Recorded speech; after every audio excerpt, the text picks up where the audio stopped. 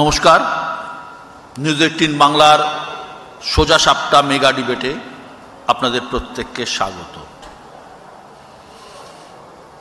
এক কঠিন সময়।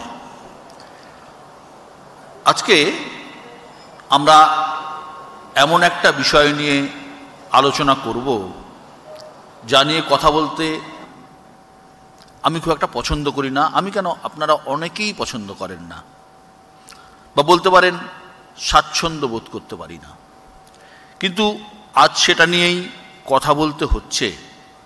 তার কারণ ওয়াকফ আইন নিয়ে তৈরি হয়েছে যে পরিস্থিতি, সেই পরিস্থিতির বিচারে ওয়াকফ আইনে বদল এনেছে কেন্দ্রের মোদী সরকার। তার প্রতিবাদে বিক্ষোভ মিছিল চলছে এই বাংলায়, দেশের অন্যান্য জায়গাতেও হচ্ছে। সেই বিক্ষোভ থেকেই নজিরবিহীন অশান্তি। গত কয়েকদিনে যার নানা ছবি উঠে গেল আমাদের সামনে, হামলা, লুট, আগুন, পুলিশকে মার, এই অশান্তি গড়ালো মৃত্যু পর্যন্ত। 3 জনের প্রাণ গেল এই অশান্তিতে।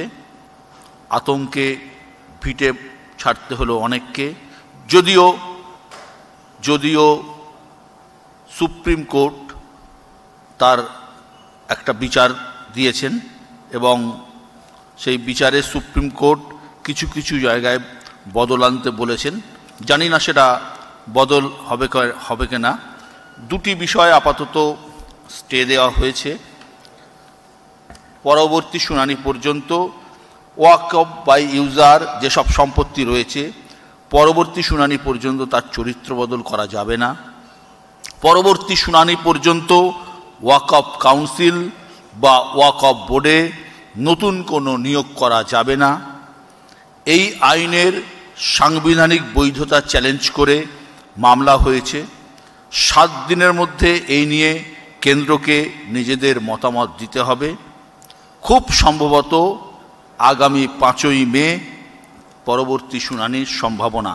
কিন্তু গত কয়েকদিনে পশ্চিমবঙ্গে যা হয়েছে, সেই নজিরবিহীন ঘটনা যাতে না ঘটে তা নিয়েই আমাদের আলোচনা। একবার দেখে নেব যে কি হয়েছিল আমাদের রাজ্যে। যে আগুন সহজে নেভে না তাকেই বোধহয় ক্ষোভের আগুন বলে। ওয়াকফ আইনে বদল এনেছে মোদী সরকার, যার জেরে বদলে গেছে ওয়াকফ কাউন্সিলের গঠন এবং ওয়াকফ বোর্ড পরিচালনার পদ্ধতি। কেন্দ্রের এই নয়া আইনের প্রতিবাদেই তপ্ত বাংলার একাধিক জেলা। অশান্ত হয়ে ওঠে মুর্শিদাবাদ। পথে নামতে হয় পুলিশের শীর্ষ কর্তাদের, নামানো হয় কেন্দ্রীয় বাহিনীকেও। কিন্তু কেন এই অশান্তি? কেন্দ্রের আইন, তার প্রতিবাদ রাজ্যে হতেই পারে, কিন্তু সেই প্রতিবাদকে কেন্দ্র করে অশান্তি কেন? যারা আইনের বিরোধিতা করছেন, এই অশান্তিতে কি আদৌ তাদের কোনো লাভ হচ্ছে? উল্টে অশান্তির এই খোলা জল কি রাজনীতির অনুপ্রবেশের দরজা খুলে দিচ্ছে না? প্রতিবাদ, বিক্ষোভ গণতন্ত্রের অঙ্গ, নাগরিকের অধিকার। তাই প্রতিবাদ চলুক, কিন্তু শান্তি বজায় থাকুক। এটাই রবীন্দ্র নজরুলের বাংলার আর্জি। প্রশ্ন অনেক। কারা করল এই অশান্তি? তারা সবাই কি সাধারণ প্রতিবাদী? কাদের উস্কানিতে জ্বলল আগুন? সত্যি কি হামলাকারীদের সঙ্গে রয়েছে বাংলাদেশের যোগ? তবে এসবের থেকেও বড় প্রশ্ন, যা সাধারণ মানুষ আজ জানতে চাইছে, কেন সময় থাকতে আটকানো গেল না এই অশান্তি? কোথায় গেল গোয়েন্দাদের ইন্টেলিজেন্স? যখন একের পর এক বাড়িতে আগুন জ্বলল, একের পর এক দোকানের লুট হলো, কোথায় ছিল শান্তিরক্ষকরা? এই প্রশ্ন সাধারণ মানুষের, এই প্রশ্ন জিজ্ঞাসা করব আমরাও। আমাদের আজকের মোশন, ওয়াকফে বাড়ছে উত্তাপ, অশান্তিতে কার লাভ? আবার বলি, আমাদের আজকের মোশন, ওয়াকফে বাড়ছে উত্তাপ, অশান্তিতে কার লাভ? আর এ নিয়ে বলার জন্য আমি যাকে প্রথমে ডেকে নেব মঞ্চে, সিপিআইএমের পক্ষে পার্থপ্রতিম বিশ্বাস। আসলে অশান্তিতে লাভ কার, এই প্রশ্নের উত্তর যদি আমরা আবার খুঁজতে চাই, সেই লাভ যদি রাজনীতির হয় তাহলে সেই অশান্তি ঠেকানো হচ্ছে মুশকিল। এবং বিশেষত আমাদের রাজ্যে আমরা যে বিজ্ঞাপন দেখলাম, নববর্ষের দিন মুর্শিদাবাদ জেলার একাংশের মানুষ নৌকা করে বাড়ি ছেড়ে বেরিয়ে যাচ্ছেন ভয়ে, অশান্তির ভয়ে, ভালো বিজ্ঞাপন নয় রাজ্যের জন্য। আসলে রাজ্যের একটা নির্বাচিত সরকারের থেকে এটুকুই প্রত্যাশা যে রাজ্যের মানুষকে নির্ভয়ে থাকতে দেওয়ার গ্যারান্টিটুকু দেবেন। সেটা যখন রাজ্যের সরকার নিশ্চিত করতে পারছেন না, এই প্রশ্ন স্বাভাবিকভাবে উঠবে যে রাজ্যের ল এনফোর্সিং অথরিটি তাদের ভূমিকা কী ছিল। আমাদের বিশ্ব একটু আগেই উল্লেখ করলেন, এটা ঠিক যে পুলিশ প্রশাসন, তাদের কাছে আগাম কেন খবর থাকে না? গোয়েন্দা ব্যর্থতা নয় কি? এত বড় একটা ঘটনা, যে ঘটনা 7 দিন ধরে চলছে, পুলিশ অ্যাক্ট করতে পারলো না। বিশেষত ঘটনার প্রথম 4 দিন তো এমন হয়েছে যে পুলিশ ঘটনাস্থলে পৌঁছায়নি। সেখানকার মানুষরা বহু ক্ষেত্রে তারা ডেকেছেন, বিশেষত যে 2 জন মানুষ খুন হয়ে গেছেন তাদের পরিবারের সদস্যরা, তারা তো জানিয়েছিলেন যে পুলিশকে ডাকা সত্ত্বেও পুলিশ আসেনি। ফলে কার্যত একটা দাঙ্গা বিধ্বস্ত পরিস্থিতি তৈরি হয়েছে, যে অশান্তিতে হচ্ছে মানুষ খুন হচ্ছেন, অথচ প্রশাসন নির্বিকার নীরব হয়ে থাকছে। এইটা হচ্ছে আমাদের ভাবিয়ে তুলছে এই কারণের জন্য যে আপনি যদি দেখেন যে বকটুয়ের ঘটনা যখন ঘটেছিল, 10 জন মানুষ রাজ্যের মারা গেছিলেন, তখনও এই আর্গুমেন্ট এসেছিল পুলিশ সেখানে পৌঁছায়নি। শাসক দলের পক্ষ থেকে মুখ্যমন্ত্রী বলেছিলেন যে যার পুলিশ ডাকার কথা তৃণমূলের থেকে, তিনি নাকি পুলিশকে ডাকেননি। ফলে এখন যদি মুর্শিদাবাদেও এই ঘটনা হয় যে এই আন্দোলনে পুলিশ আসবে কি আসবে না সেটা তৃণমূলের কোনো নেতা ঠিক করবেন, শাসক দলের, তাহলে বোঝাই যাচ্ছে যে এই অশান্তি জিইয়ে রাখার দায় এবং দায়িত্ব তারাই নিয়েছিলেন। এবং একইভাবে যদি দেখেন যে এই গোটা ঘটনায় যেই অশান্তিটা শুরু হলে, এই অশান্তিটাকে একটা অদ্ভুত সাম্প্রদায়িক রাজনীতির রঙে রাঙিয়ে দেওয়ার কাজ বাকি অংশটা বিজেপি করতে শুরু করলেন। ফলে তাদের কাছে হচ্ছে যে এটাই পরিষ্কার যে এই যেখানে অশান্তির ছাই দেখবে উড়িয়ে দেখো, যদি সেখানে মিলবে অবশ্যই ধর্মের কোনো না কোনো একটা আঙ্গিক খুঁজে পাবেন। রাজনীতিটা আসলে আমি আবারও বলছি যে কেবল মন্দির মসজিদের মধ্যে যদি আবর্তিত হতে থাকে, রুটি কাপড়া ওর মাকানের বাইরে গিয়ে, সেই ঘটনা লোকসভা নির্বাচনের সময় থেকে হয়েছে। আপনি যদি খেয়াল করবেন যে নিয়ম করে আজ থেকে 8 মাস আগে পর্যন্ত প্রতিটি মসজিদের নিচে একটি করে মন্দির আবিষ্কার হচ্ছিল, এবং তারপরে আর্কিওলজিক্যাল সার্ভের ডাক পড়ছিল যে দেখুন খুঁড়ে কি আছে। ফলে প্রায় খুঁড়লেই হচ্ছে প্রত্যেক মসজিদের নিচে যেন মন্দির থাকবে। আসলে এই উস্কানির লড়াই, এই উস্কানির আবহাওয়াটা তৈরি করা হচ্ছিল। সেই আবহে যখন সুপ্রিম কোর্ট ইন্টারভেন করেছে, তারপরে স্বয়ং সংসদ থেকে পাশ করা হচ্ছে এমন একটা আইন। ইন্টারেস্টিংলি দেখুন যে 500 বছর ধরে মুসলমান সম্প্রদায়ের মানুষ তারা কোনো একটা ধর্মীয় প্রতিষ্ঠান চালাচ্ছেন, কোনো একটা ঐতিহাসিক সৌধ মেনটেন করছেন, সেটাকে এক কালির খোঁচায় বলে দিতে পারেন যে এটা ওয়াকফ সম্পত্তি, এটা বাদ। আমি বলছি যে এই উস্কানির রাজনীতিটা কেন্দ্রের থেকে দেওয়া হচ্ছে, এবং হচ্ছে বলেই পরিস্থিতিটা আরও বেশি গরম হচ্ছে। আমি আপনাকে বলতে পারি বিশ্ব একটাই কথা, কি আনফরচুনেট জিনিস যে রাম মন্দির ট্রাস্টে এসেনশিয়ালি অযোধ্যার জেলা শাসককে হিন্দু হতেই হবে, আর আপনি নতুন অ্যাক্ট করছেন, সেখানে আপনি বলছেন যে ওয়াকফ অ্যাক্টের মধ্যে এসেনশিয়ালি 2 জনকে নন মুসলিম হতে হবে। তাহলে ভারতবর্ষের সরকার তারা কি ধর্মনিরপেক্ষতার পরিচয় দিচ্ছে? তারা কি আনবায়াসড অ্যাপ্রোচের পরিচয় দিচ্ছে? আমি বলছি যে কোনো সময় আমি ধর্মীয় সম্পত্তি দখল করে নেব, এবং দখল করে নেব বুঝবেন প্রতিরক্ষা এবং রেলের পর সবচেয়ে বেশি ওয়াকফের সম্পত্তি। ফলে এই সম্পত্তি এখন আমি বলছি যে কর্পোরেটদের হাতে তুলে দেওয়ার জন্য এই নতুন আইন আনা হচ্ছে বলে আমাদের অনেকের আশঙ্কা। তা নাহলে এত তাড়াহুড়ো করে এই কাজটা তারা করতেন না। একটা আইন হয়ে গেছে, সুপ্রিম কোর্টে বিষয়টি বিচার্য আছে। সুপ্রিম কোর্ট যা বলেছেন তাতে বলছেন যে আইনে কিছু পজিটিভ বিষয় আছে, আইনটিকে পুরোপুরি স্থগিত করা যাবে না, কিন্তু পরিস্থিতি দ্রুত বদলে যাক সেটাও আমরা চাই না। এর ফলে যে প্রভাব তৈরি হবে সেটা চাই না, তাই কিছু বিষয়ে স্থগিতাদেশ দিচ্ছি। ওয়াকফ বাই ইউজার বলতে অনেকের মধ্যে একটা কনফিউশন আছে। ওয়াকফ বাই ইউজার হচ্ছে বহু বছর ধরে ধর্মীয় বা দাতব্য সম্পত্তি দলিল না থাকলেও ওয়াকফ বাই ইউজার। সুতরাং আগামী 5 তারিখ কোর্ট আবার হিয়ারিং আছে, কোর্ট কি বলে সেদিকে সবার নজর থাকবে। পরের বক্তা কংগ্রেসের পক্ষে সৌম্য আইস্টয়। দেখুন, আমি ঘুরিয়ে ফিরিয়ে কথা বলতে অভ্যস্ত নই, আমি সোজা কথায় সোজাভাবে বলছি। ওয়াকফ আইনটা আনা হয়েছিল, তার আগে একটা কথা বলা হয়েছিল লোকসভাতে যে এর স্বচ্ছতা নিয়ে একটা প্রশ্ন থেকে যায়। কি স্বচ্ছতা? যে কে দিচ্ছে, কেন দিচ্ছে, কারা দিচ্ছে, কোথায় দিচ্ছে, কিভাবে দিচ্ছে, এটা জানা ভীষণ জরুরি। তাই জন্য পুরো বিষয়টাকে খুব পরিষ্কার পরিচ্ছন্ন করার জন্য একটা ডিজিটালাইজ একদম সিস্টেমিক ব্যবস্থা করার খুব প্রয়োজন। শুনতে খুব ভালো লাগে। আর বলছেন কি সংখ্যালঘু সম্প্রদায়ের মানুষদের হিতার্থে, তাদের ভালো লাগার জন্য, তাদের সমস্ত উপকারের জন্য আমরা এটা করছি। অনেকটা শোনাচ্ছি ওই কুমিরের কান্নার মতো, মানে কুমিররাও লজ্জা পাবে। আমি শুধু মনে করাতে চাই যে রাজ্যসভায় মোক্তার আব্বাস নাকভি তিনি বলছেন, তিনি বিজেপির মন্ত্রী, হ্যাঁ ভুল করবেন না, তিনি কংগ্রেসের কোনো নেতা নন বা অন্যান্য বিরোধী দলের নেতা নন। তিনি বলছেন যে 99.99 মানে 99.99% ডিজিটালাইজেশন হয়ে গেছে ওয়াকফ সম্পত্তি। কোর্টে, সুপ্রিম কোর্টে হলফনামা দিয়ে বলছেন।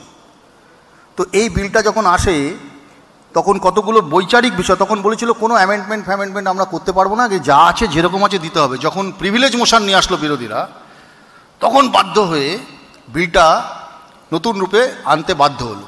যেমন ডিসেন্ট নোট যেগুলো হয়, সেই ডিসেন্ট নোট দিতে রাজিই হলো না। কি ছিল বিষয়টার মধ্যে? বলছে আর্টিকেল 25 আপনারা ভায়োলেট করছেন, স্বাধীনতা, আপনার ধর্মীয় আচরণের যে স্বাধীনতা সেটাকে হস্তক্ষেপ করা। সেটা কি হচ্ছে কি হচ্ছে না, এই বিষয়টাকে প্রথমে রাখতে হবে। আচ্ছা বলছেন দুজন অহিন্দু তাদের ঢোকাতে হবে, তাহলে এই বৈচারিক ডিফারেন্স কেন? 1982 সালে কাশী বিশ্বনাথ টেম্পল অ্যাক্ট কোথায়? সেখানে তো পরিষ্কার বলা আছে কোনো অহিন্দু কাউকে সেই ট্রাস্টি বোর্ডের মেম্বার করা যাবে না, it is rule and act. সেখানে তো আপনারা বলছেন না। আমি এই আপনারা বলেন না এক দেশ এক আইন এক কানুন, একরকম চলবে, সব কিছু এক। তাহলে এই ডিফারেন্সেস কেন? এই যে 3,30,000 কেস রেজিস্টার্ড, ডিজিটালাইজেশন হয়ে গেছে 3,63,000-এর মধ্যে। ঠিকই বলেছেন মোক্তার আব্বাস নাকভি, মিথ্যে কিছু বলেননি, হলফনামা দিয়ে বলেছেন সুপ্রিম কোর্টে। তাহলে কোথায় সমস্যা? সমস্যাটা অন্য জায়গায়। সমস্যাটা হচ্ছে তাহলে কি কোথাও আদানি বাবুর আমদানিতে নজর পড়ে গেল? যে সরকার নিজে বলে আমি কোনো সরকারি সম্পত্তি রাখতে পারবো না, আমি ব্যবসা করতে আসিনি, আমি রেল দিয়ে দিতে পারি, প্রাইভেটাইজেশন করতে পারি, আমি এয়ারপোর্ট দিতে পারি, আমি জমি দিতে পারি, আমি বিভিন্ন জায়গায় প্রাইভেটাইজ করতে পারি, হঠাৎ কি হলো যে ওয়াকফের সম্পত্তি সরকারিভাবে নথিভুক্ত করতে হবে, তার কারণ আমি এটার দখল নেব। আসলে উদ্দেশ্যটা অত্যন্ত খারাপ। এই যে দাঙ্গা, আই কোট মাই ওয়ার্ড, দাঙ্গা, এই দাঙ্গাটা করানো হচ্ছে, পরিষ্কার করানো হচ্ছে। তার কারণ 5 বছর 7 বছর ধরে আমরা বলে আসছি যেটা করবেন না, এটা ভয়ঙ্কর, আগুন নিয়ে খেলা। প্রত্যেকটা জেলায় জেলায় এই যে ধর্মীয় মৌলবাদ তার সৃষ্টি প্রতিযোগিতামূলক করা হচ্ছে, সরকার তার বিরোধী একসঙ্গে করছে ভোটের ভাগ করার জন্য। যেটা রবীন্দ্রনাথের নজরুলের বাংলা, রামকৃষ্ণ পরমহংসদেবের বাংলা, যত মত তত মতের বাংলা, সেখানে দাঁড়িয়ে একজন নিজেকে সন্ন্যাসী বলে একজন মানুষ বলছেন 2 জন হিন্দু মারা গেছে, একজন মুসলমান সম্প্রদায়ের মানুষ বলছেন 2 জন মুসলমান মারা গেছে। আমাদের পরিচয়টা মানুষ হিসেবে আর নেই, শুধু হিন্দু মুসলমান এসে দাঁড়িয়েছে। ধন্যবাদ সৌমদা, এটা একদম ঠিক। আমিও বিশ্বাস করি যে মানুষ মারা গেছে, এটা একটা সবথেকে বড় প্রশ্ন। কে হিন্দু কে মুসলমান তার থেকে অনেক বড় কথা, একজন মানুষ মারা গেছেন। পরের বক্তা শ্রী প্রেমানন্দনাথ ভৈরব, সচিব, ব্রহ্মময়ী সেবা ট্রাস্ট। আজকের আলোচনার বিষয় ওয়াকফে বাড়ছে উত্তাপ, অশান্তিতে কার লাভ। অশান্তিতে কার লাভ, এই আলোচনায় আমরা আসব। তার আগে আরেকটি লাইন, রবীন্দ্রনাথের একটি বিখ্যাত লাইন না বললেই নয়, ধর্মের নামে মোহ এসে যারে ধরে, অন্ধ যেজন মরে আর শুধু মারে। দেখুন, পশ্চিমবঙ্গ এবং বাংলাদেশ দুটো বাংলাতেই শুধুমাত্র হিন্দুরা বারবার করে মরেছে, নির্যাতিত হয়েছে। আমার পূর্ববর্তী বক্তা বললেন যে কিছু মানুষ নৌকা করে পালিয়ে এপারে চলে এসছে, কিন্তু কেউ বলল না যে তারা হিন্দু ছিল, তাদের একমাত্র অপরাধ ছিল যে তারা হিন্দু হওয়ার কারণে তাদেরকে পালিয়ে আসতে হয়েছে। যারা ওয়াকফ বিলের, ওয়াকফ অ্যামেন্ডমেন্টের বিরোধিতা করছে, তাদেরকে কি একবার জিজ্ঞেস করুন যে ওয়াকফ অ্যামেন্ডমেন্ট যখন হয়েছে 2013-তে, সেই ওয়াকফ অ্যামেন্ডমেন্টে কী ছিল, এবং 2025-এ যখন নতুন করে ওয়াকফ অ্যামেন্ডমেন্ট হয়েছে সেই অ্যামেন্ডমেন্টে কী ছিল। তাতে হিন্দুদের ঘরবাড়ি ভাঙার কী দরকার ছিল আপনাদের? সেই নিয়ে আন্দোলন হতে পারত, সুস্থ আন্দোলন হতে পারত। সেই নিয়ে শুধুমাত্র হিন্দুদের গড়বাড়ি ভাঙা নয়, হিন্দুদের মন্দির ভেঙে দেওয়া, বিএসএফ আসার পর তারপরে তারা সুস্থভাবে ওই জায়গা থেকে পালিয়ে আসতে পেরেছে। এবার ওয়াকফ বিলের মধ্যে কি ছিল এবং কি নতুন অ্যামেন্ডমেন্ট হয়েছে আমি ছোট করে বলার চেষ্টা করছি, সময় অত্যন্ত সংক্ষিপ্ত। দেখুন 2005 এবং 5 সালে একটি সাচার কমিটি বলে একটি কমিটি গঠন হয়েছিল। সেই সময় সাচার কমিটি রিপোর্ট দেয় যে 2006 সালে যে রিপোর্টটা দেয় সেটা হলো 4,90,000 ওয়াকফ সম্পত্তি সারা ভারতবর্ষ জুড়ে রয়েছে, এটা 2006 সালের কথা। এবং তার মধ্যে জমির পরিমাণ রয়েছে 6 লক্ষ একর। পশ্চিমবঙ্গে 1 একর জমি মানে 3 বিঘা, এবং 1 বিঘা মানে পশ্চিমবঙ্গে প্রায় 20 কাঠা, অর্থাৎ প্রায় 36 লাখ কাঠা জমি ওয়াকফের সম্পত্তি।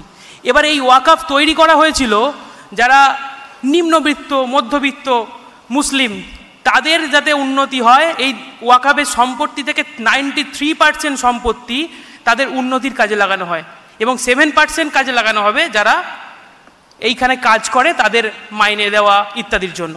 কিন্তু সেটা তো হয়ই না। সেই সাচার কমিটি রিপোর্ট দেয় যে এই পুরো টোটাল সম্পত্তির যে সম্পত্তি তার মানে মাসিক আয় হচ্ছে 14 কোটি টাকা মাত্র, অর্থাৎ ঘাপলা তখনও ছিল। সেই জিনিসটাকে যখন নতুন করে ঠিক করার ব্যবস্থা করা হয়, এটি কিন্তু হয়েছিল 2013 সালে। তো তখন আমরা সেই ওয়াকফ নিয়ে এত আন্দোলন দেখিনি। বর্তমানে 2025-এ যেসব অ্যাক্টগুলো এসছে, আমি এতগুলো বিস্তারিত যাব না, আমি একটা জাস্ট ওয়াকফ বাই ইউজারের কথা বলবো। 1976-এ ওয়াকফ সম্পত্তি নিয়ে একটি কেস হয়, সেটি সুপ্রিম কোর্ট অবধি গেছিল, নামটা এই মুহূর্তে আমার মনে নেই। সেই কেসটাতে একটি মসজিদ এলাকায় একজন অহিন্দুর জমি ছিল। সেই জমিটি মসজিদরা ব্যবহার করতে করতে সেটিকে দাবি করে সেটি ওয়াকফ জমি, এবং ওয়াকফ অ্যাক্টের মধ্যেই এমন প্রভিশন রয়েছে যে যদি কেউ ওয়াকফের জমি হিসাবে দাবি করে দেয় এবং সেটা 1 বছর 2 বছর ব্যবহার হয়ে যায়, তাহলে আপনি সেটা আর ফেরত পাবেন না। এই রকম কিছু পরিবর্তন এই আইনের মধ্যে বর্তমানে করা হয়েছে। কিন্তু সবথেকে দুঃখের বিষয় হলো আমাদের সাধারণ হিন্দুদের কথা না রাজ্য সরকার না কেন্দ্র সরকার। রাজ্য সরকার তাদের দুধেল গাইদের দুধ দোয়ানোর জন্য কোনো রকম প্রতিবাদ করলো না, 3 দিন ধরে পুলিশ পাঠালো না জায়গায়, পরবর্তীতে বিএসএফ নামাতে হলো। এবং সবথেকে গুরুত্বপূর্ণ বিষয় হলো একটি আইন কেন্দ্র থেকে পাস হচ্ছে, কেন্দ্র সরকার সমস্ত কিছু ইন্টেলিজেন্স রিপোর্ট জানতো, তারপরেও হিন্দুদের পাশে গিয়ে দাঁড়ালো না। শেষ একটা লাইন দিয়ে শেষ করব, যে যারা মারামারি করছে, ঝগড়া করছে, অশান্তি করছে, তারা সবাই যদি আমরা মানি লুঠেরা, তাহলে স্বামীজির একটা কথা দিয়ে শেষ করব যে লুঠেরাদের মেরে ছিঁচে দিতে হবে। বক্তাদের একটাই অনুরোধ করব যে আমরা চাই নতুন করে কোনো অশান্তি না হোক, শান্তি ফিরে আসুক। আপনারা এমন কোনো মন্তব্য করবেন না যেটা অশান্তির আগুনকে আরও বেশি করে জ্বালিয়ে তুলবে। দ্বিতীয় হচ্ছে যে এই বিষয়টি এই মুহূর্তে সুপ্রিম কোর্টের নিয়ন্ত্রণাধীনে আছে, অর্থাৎ সুপ্রিম কোর্টের জুরিসডিকশনে আছে। সুতরাং বক্তাদের বক্তব্যের দায় চ্যানেল কর্তৃপক্ষ নয়। আপনারা মন্তব্য এমন করবেন যাতে সুপ্রিম কোর্টেরও অসম্মান না হয়। রবীন্দ্র নজরুলের বাংলায় আমরা সব ধর্মকেই একটা পক্ষ হিসেবে দেখি।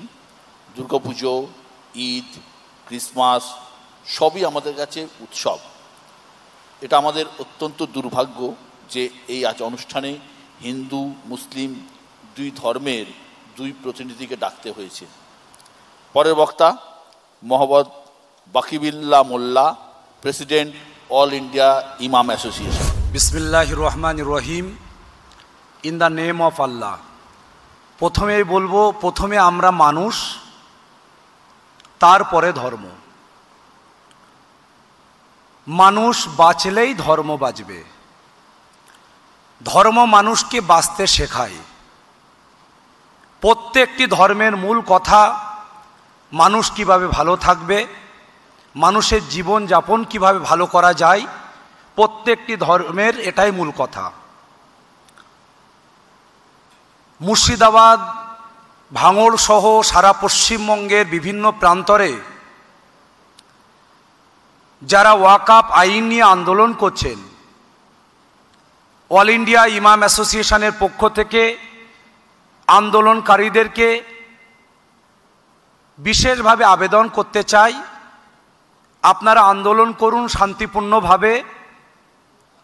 মানুষকে কষ্ট দেওয়া ইসলামে নিষেধ আছে, রাস্তা অবরোধ করা, গাড়ি ভাঙচুর করা, অগ্নিসংযোগ করা ইসলাম কোনোদিন অনুমোদন দেয় না।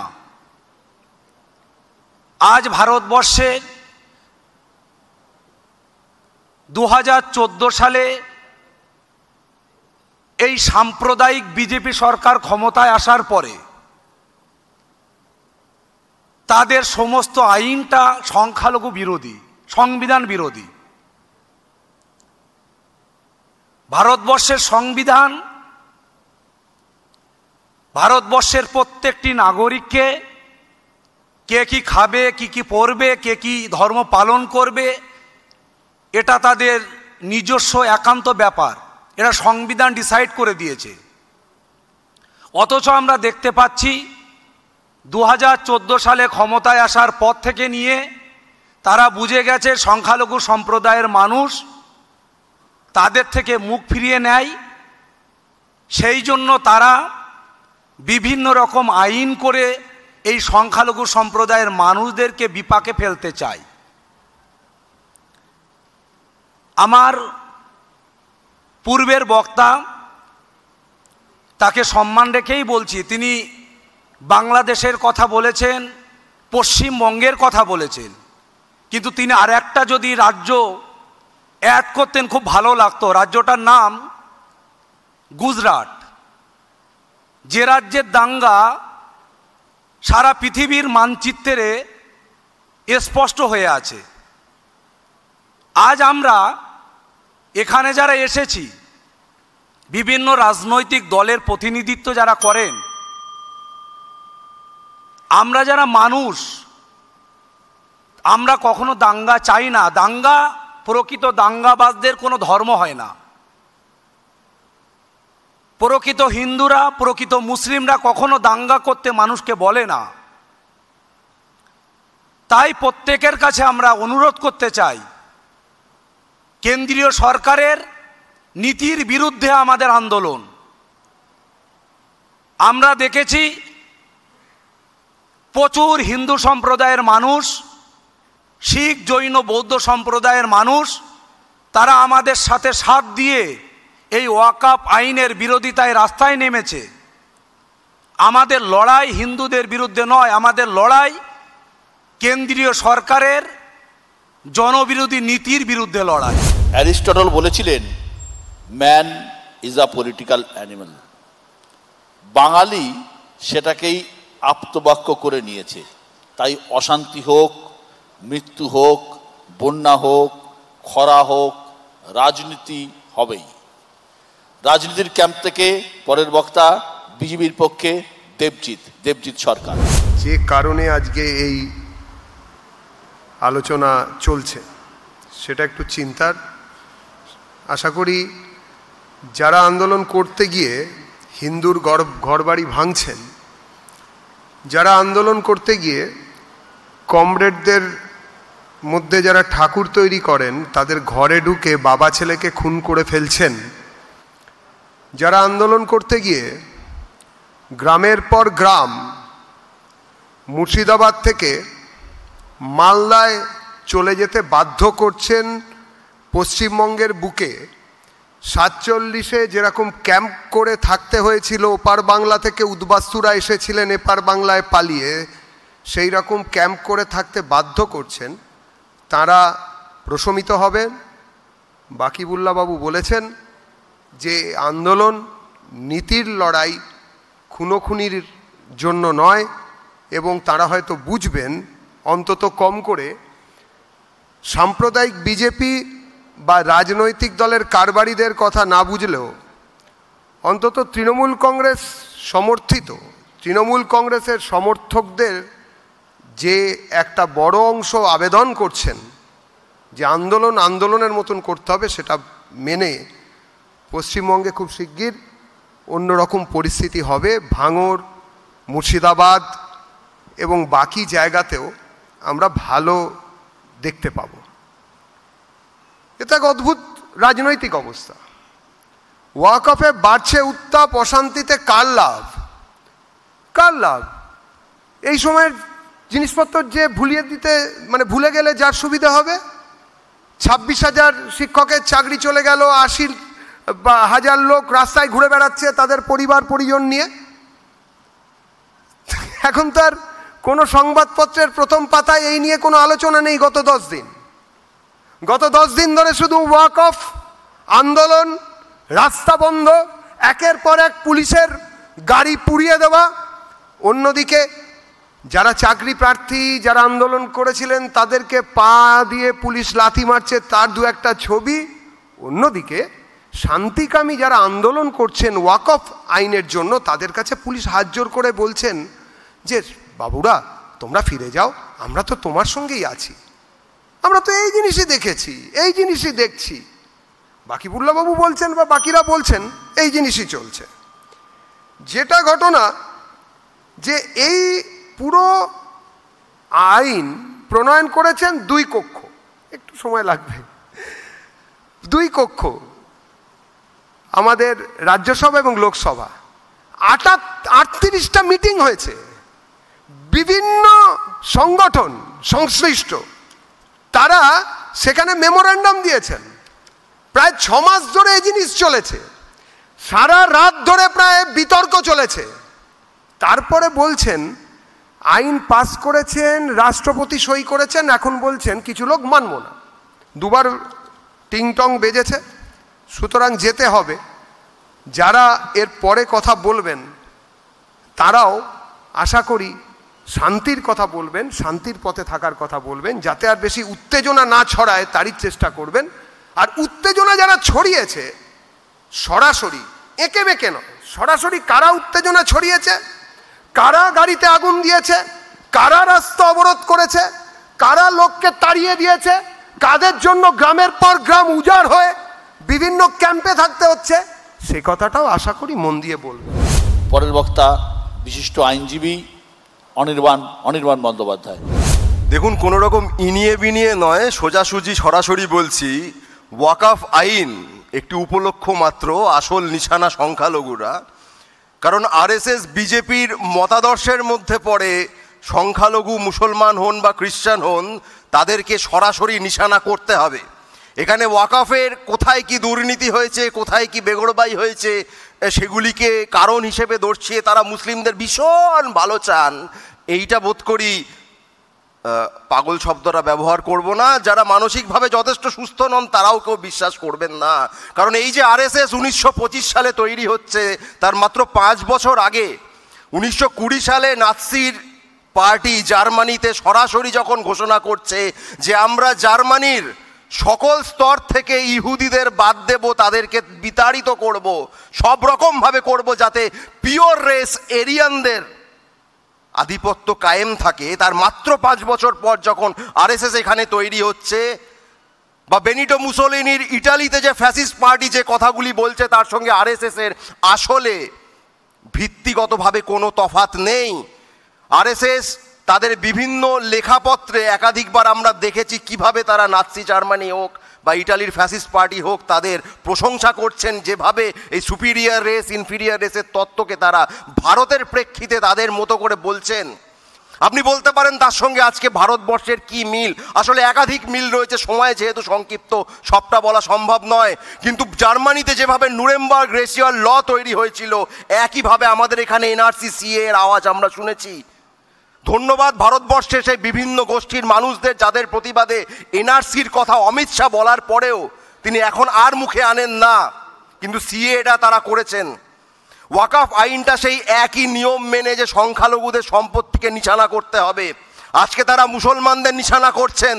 তাদের নিশানা করে তাদের এন্টায়ার এজেন্ডা সার্ভ করা হয়ে গেলে, গোটা কাজটা কমপ্লিট হয়ে গেলে, অর্থাৎ ফাইনাল সলিউশন যদি কোনোভাবে হয়ে যায় যেটা জার্মানিতে হয়েছিল, তারপরে দে আর কামিং ফর ইউ। কারণ তারা মনে করে না যে শুধুমাত্র মুসলমানদের বাদ দিয়ে যথেষ্ট। আপনারা দেখেছেন দিল্লিতে কিভাবে এই যে আমরা হিন্দু বাঙালিরা যারা মনে করছেন, যারা দিল্লিতে বিজেপিকে ভোট দিয়েছেন চিত্তরঞ্জন পার্কে, তারা যেখানে মাছ বাজার, মাছের বাজার করেন, সেখানে গিয়ে শুরু করে দিয়েছে যে মাছ বাজারের পাশে মন্দির কেন, বা বলা ভালো মন্দিরের পাশে মাছ বাজার কেন, অথচ ওই মন্দিরটা সেখানকার মাছের ব্যবসায়ীরাই বানিয়েছিলেন।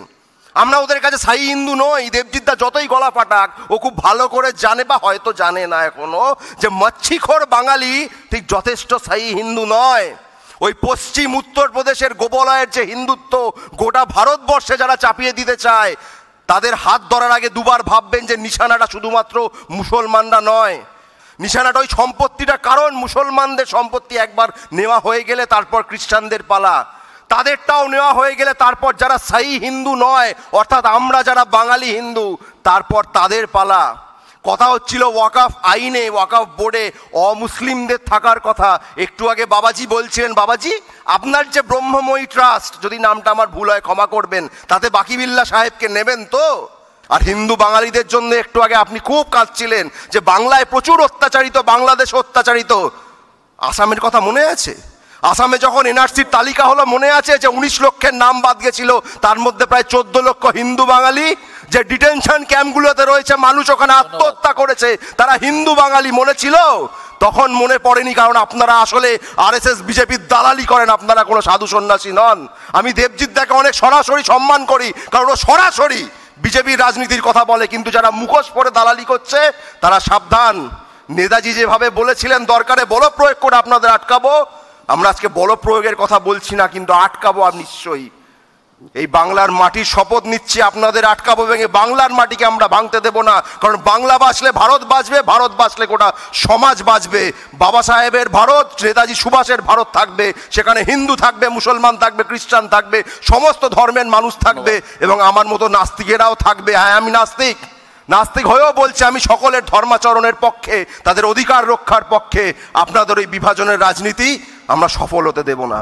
এক সুমন লিখেছিলেন, যে জন আছে নির্জনে।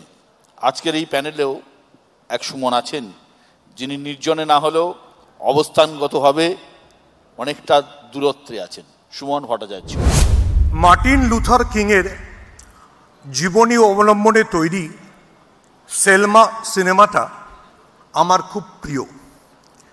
বিশেষ করে সেই দৃশ্যটা, যে দৃশ্যটায় মার্টিন লুথার কিং তার কৃষ্ণাঙ্গ অনুগামীদের নিয়ে সেলমা থেকে মন্টগোমারির দিকে এগিয়ে যাচ্ছেন। মনে রাখবেন, মার্টিন লুথার কিং কৃষ্ণাঙ্গদের ভোটাধিকারের দাবিতে লড়ছিলেন, এবং সেদিনকের আমেরিকাতেও মার্টিন লুথার কিংয়ের উপরে চাপ ছিল তার চাইতে অনেক চরমপন্থী নেতা ম্যালকম এক্সের হিংসাত্মক আন্দোলনে চলে যাওয়া। কিন্তু তিনি মার্টিন লুথার কিং, তিনি গান্ধী পড়েছেন। তিনি বলেছিলেন যে আমি ম্যালকম এক্সের পথে হাঁটব না। তার আগে অতি দক্ষিণপন্থীরা কু ক্লুক্স ক্ল্যান 4 জন কৃষ্ণাঙ্গ মহিলাকে খুন করেছেন। মার্টিন লুথার কিং বলেছিলেন, আমি ওই মিছিলটা নিয়ে হেঁটে যাব এবং হেঁটে গিয়ে প্রমাণ করব যে শান্তিপূর্ণ উপায়ে আমি অতি দক্ষিণপন্থী রাজনীতিকে পরাজিত করব। এটা আমার লেখা নয়, এটা আমার এক বন্ধু মুসলিম অধ্যাপিকা, তিনি সোশ্যাল মিডিয়ায় লিখেছেন।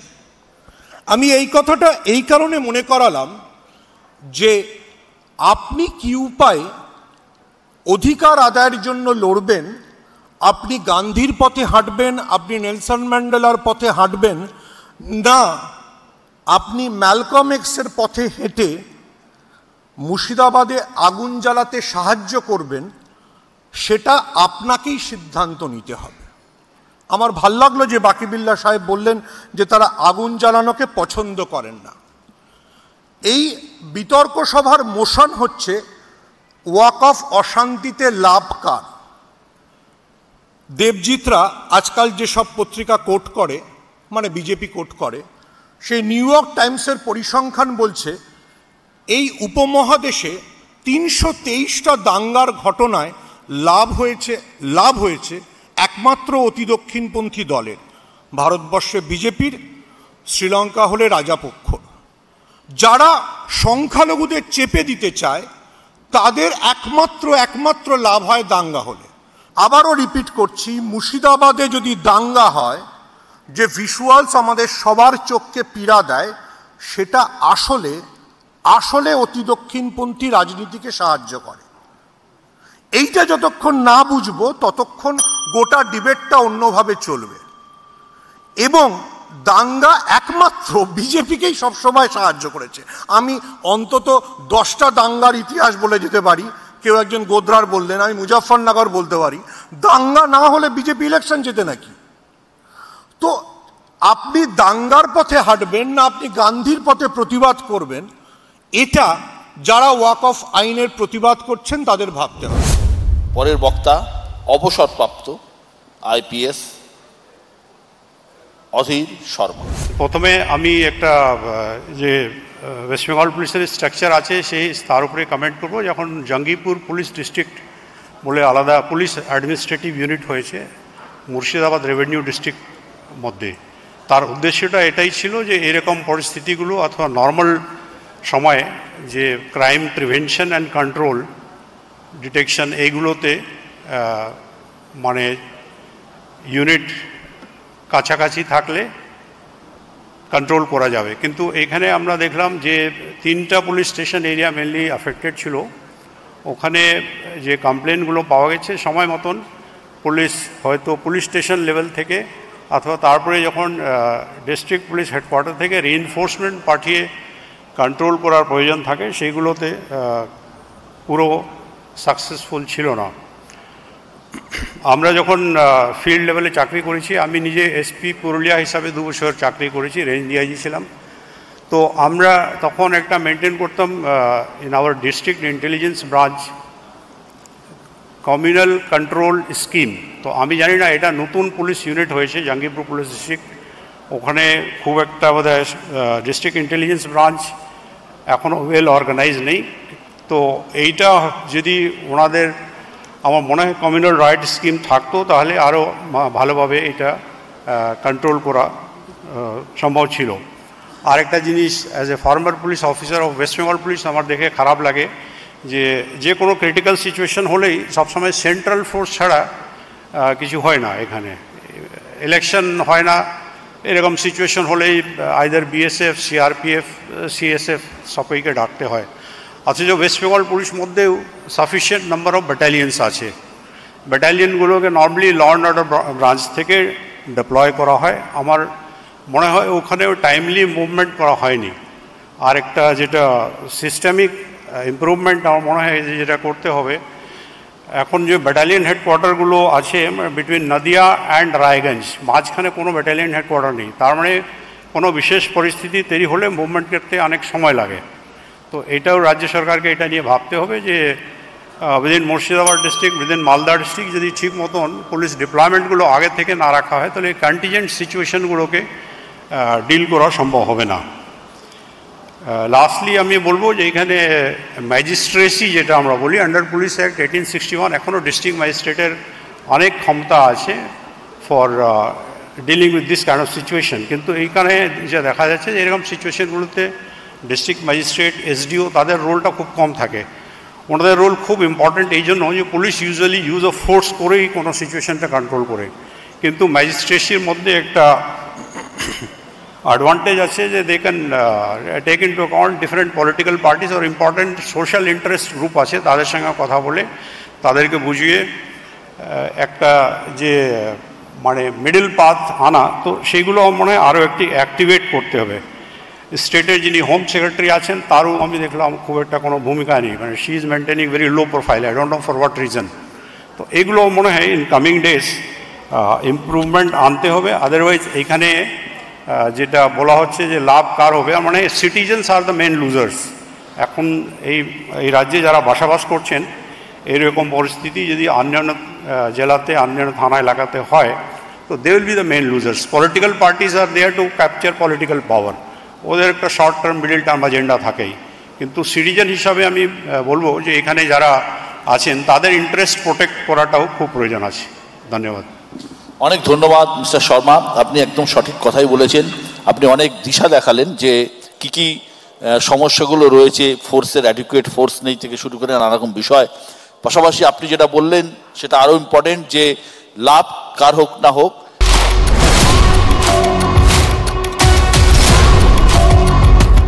দেবজিৎ, দেশ চালাচ্ছে যে রাজনৈতিক দল অর্থাৎ তোমরা বিজেপি, তোমাদের কোনো মুসলিম সাংসদ নেই।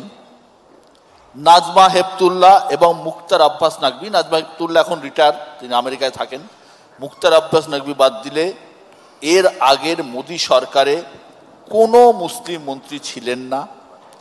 অর্থাৎ দেশের 20 কোটি মানুষের কোনো প্রতিনিধিত্ব নেই এই সরকারে। সেই সরকার যদি দাবি করে যে মুসলিমদের ভালোর জন্য কোনো আইন করছে, মুসলিমরা এটা বিশ্বাস করবে কেন? মুসলিম বললে শুধু কি সুন্নি না শিয়া? এই আইনে দুটো আলাদা সেক্ট, এবং শুনলে অবাক হতে হবে যে মুসলিমদের 72খানা সেক্ট সবগুলোই ভারতবর্ষে আছে।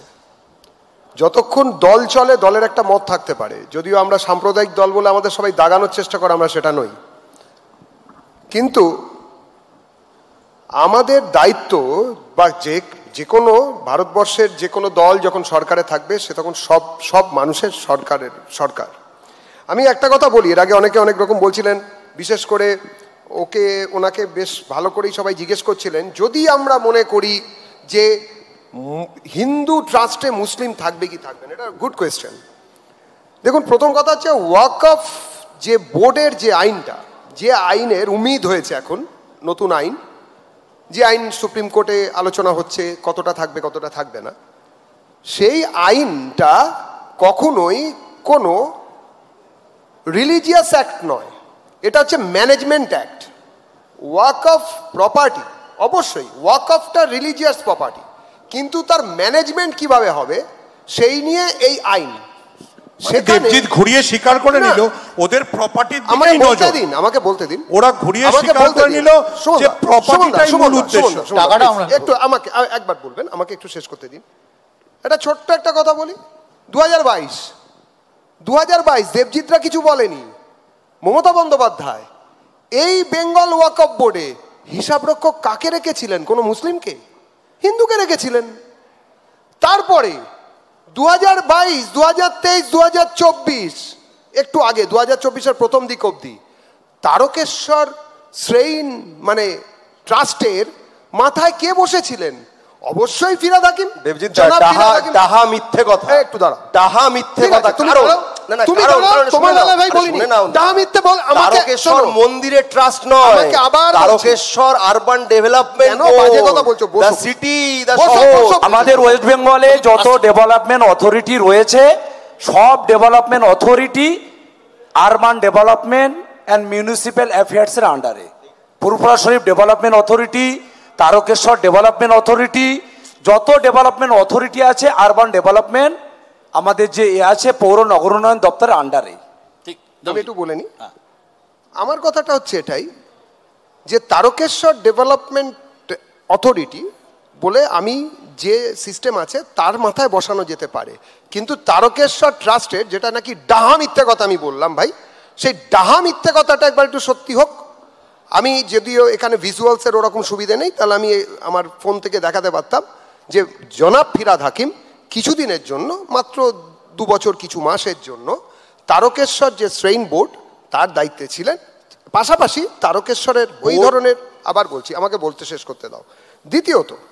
দ্বিতীয়ত তাহলে এটা গেল 3 নম্বর, 101/1 বি করেয়া থানার পাশের জায়গা, বাকিবুল্লাদা ভালো বলবেন, ওনারাও এই নিয়ে আন্দোলনে আছেন।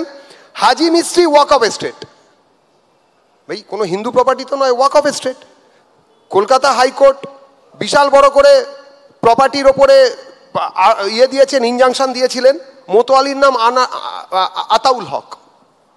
তার উপরে কলকাতা হাইকোর্ট অত বড় ইনজাংশন দেওয়ার পরেও যারা কিনা এতক্ষণ ধরে তর্ক করলেন একদম মিথ্যে কথা, সেই একদম মিথ্যে কথা বলার দিকের যারা মানে সাপোর্টার যারা, সেই দল তৃণমূলের লোক, টাকা কারা নিয়েছে?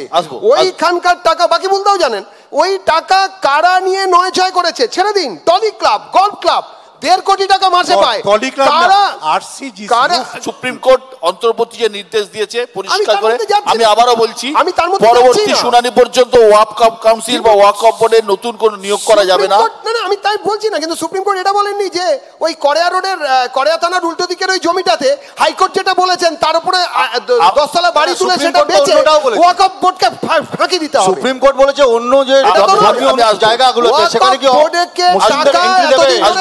হয়েছে এই রাজ্যে, বিজেপি তো এই রাজ্যে কোনোদিন ক্ষমতায় ছিল না, কারা নয় করেছে। যে কোনো বোর্ডে এক্স অফিসিও বলে একটা শব্দ আছে, একদম আমি তো সেটাই বলছি। যদি কোথাও ফিরাদ হাকিম বসেন সেটা এক্স অফিসিও বসেছিলেন। এই নাম্বার 1 আমি তোমার সময় বলিনি।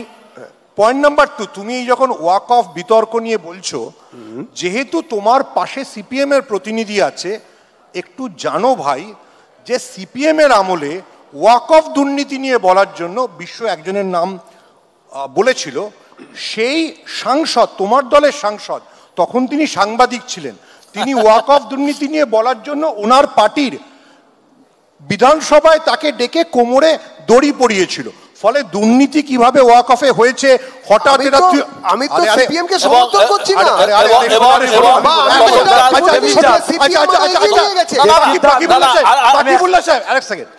তোমাদের যদি এত সাহস থাকে, হ্যাঁ, অনির্বাণের ভাষায় বাবাজি ট্রাস্টের যদি এত সাহস থাকে, একবার ভাই চার্চের সম্পত্তিতে হাত দাও, অর্গানাইজারে ওটা পোস্ট করার পর ডোনাল্ড ট্রাম্প ধমক দেবে বলে সঙ্গে সঙ্গে পালিয়ে গেলে। 31 মার্চ 2025 ক্যাথলিক চার্চ কেরালা সমস্ত এমপিকে চিঠি দিয়েছেন, তৃণমূলের এমপিদেরও চিঠি দিয়েছেন, বলেছেন তার last line, we urge all the MPs of all parties to support the same বিল।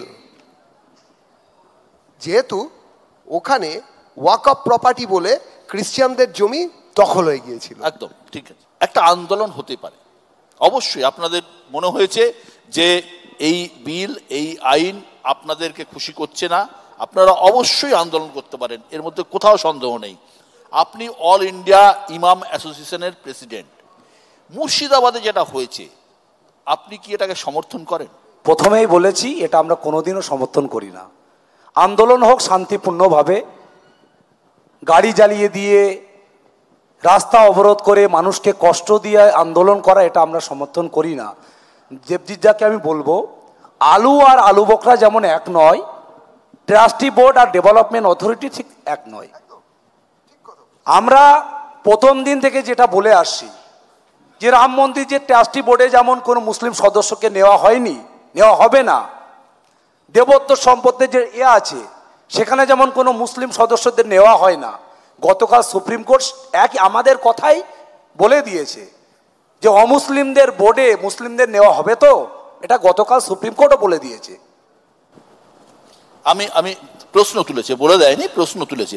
আমি আসবো আমি প্রেমানন্দনাথ ভৈরবের কাছে আসবো যে গত কয়েক মাস ধরেই একটা পরিস্থিতি তৈরি হচ্ছে। কিছুদিন আগে রামনবমী গিয়েছে, আপনি জানেন, একটা ধর্মীয় অনুষ্ঠানকে কেন্দ্র করে যে ধরনের কথা বলা হচ্ছিল, হুঁশিয়ারি দেওয়া হচ্ছিল, তাতে উত্তাপ বেড়েছে। ধর্মের জিগিরকে যদি আমরা এতটা উচ্চগ্রামে হাই পিচে নিয়ে যাই, তাহলে এ ধরনের পরিস্থিতি তৈরি হওয়ার সম্ভাবনা কি বেড়ে যায় না? দেখুন, অবশ্যই বেড়ে যায়, কিন্তু তা বলে এই নয় যে আমি আমার নিজের ধর্মের ধর্মাচরণ করব বলে বারবার করে আমাকে সুপ্রিম কোর্টে ছুটতে হবে, হাইকোর্টে ছুটতে হবে, অথবা রামনবমীর মিছিল বেরোলেই অন্য দিক থেকে ঢিল ছুঁড়ে ঢিল আসবে, ছাদ থেকে ঢিল পড়বে এবং তার বদলে কেউ কিছুই করবে না। এ রাজ্য সরকার তো করবেই না। এবং আমি এখানে দাদা হয়তো বলবে আমাকে যে আরএসএস বা বিজেপির লোক, আমি সমানভাবে একইভাবে বলছি যে কেন্দ্র সরকারও, দেবজিৎদার এখানে বিজেপি থেকে আছে, দেবজিৎদাকে জিজ্ঞেস করছি যে যখন এই ঘটনাটা ঘটলো মুর্শিদাবাদের, তার আগে কি কেন্দ্র সরকারের কাছে কোনো ইন্টেলিজেন্স ছিল না যে এই ঘটনাটা ঘটতে পারে? বা রামনবমীর সময় যেসব ঘটনাগুলো ঘটে তার আগে কি আপনাদের কাছে কোনো ইন্টেলিজেন্স থাকে না? তো কেন্দ্রীয় সরকার ইনভলভ, তাদের রিপোর্ট বলছে বিএসএফ খুলে দিয়েছিল সীমান্ত।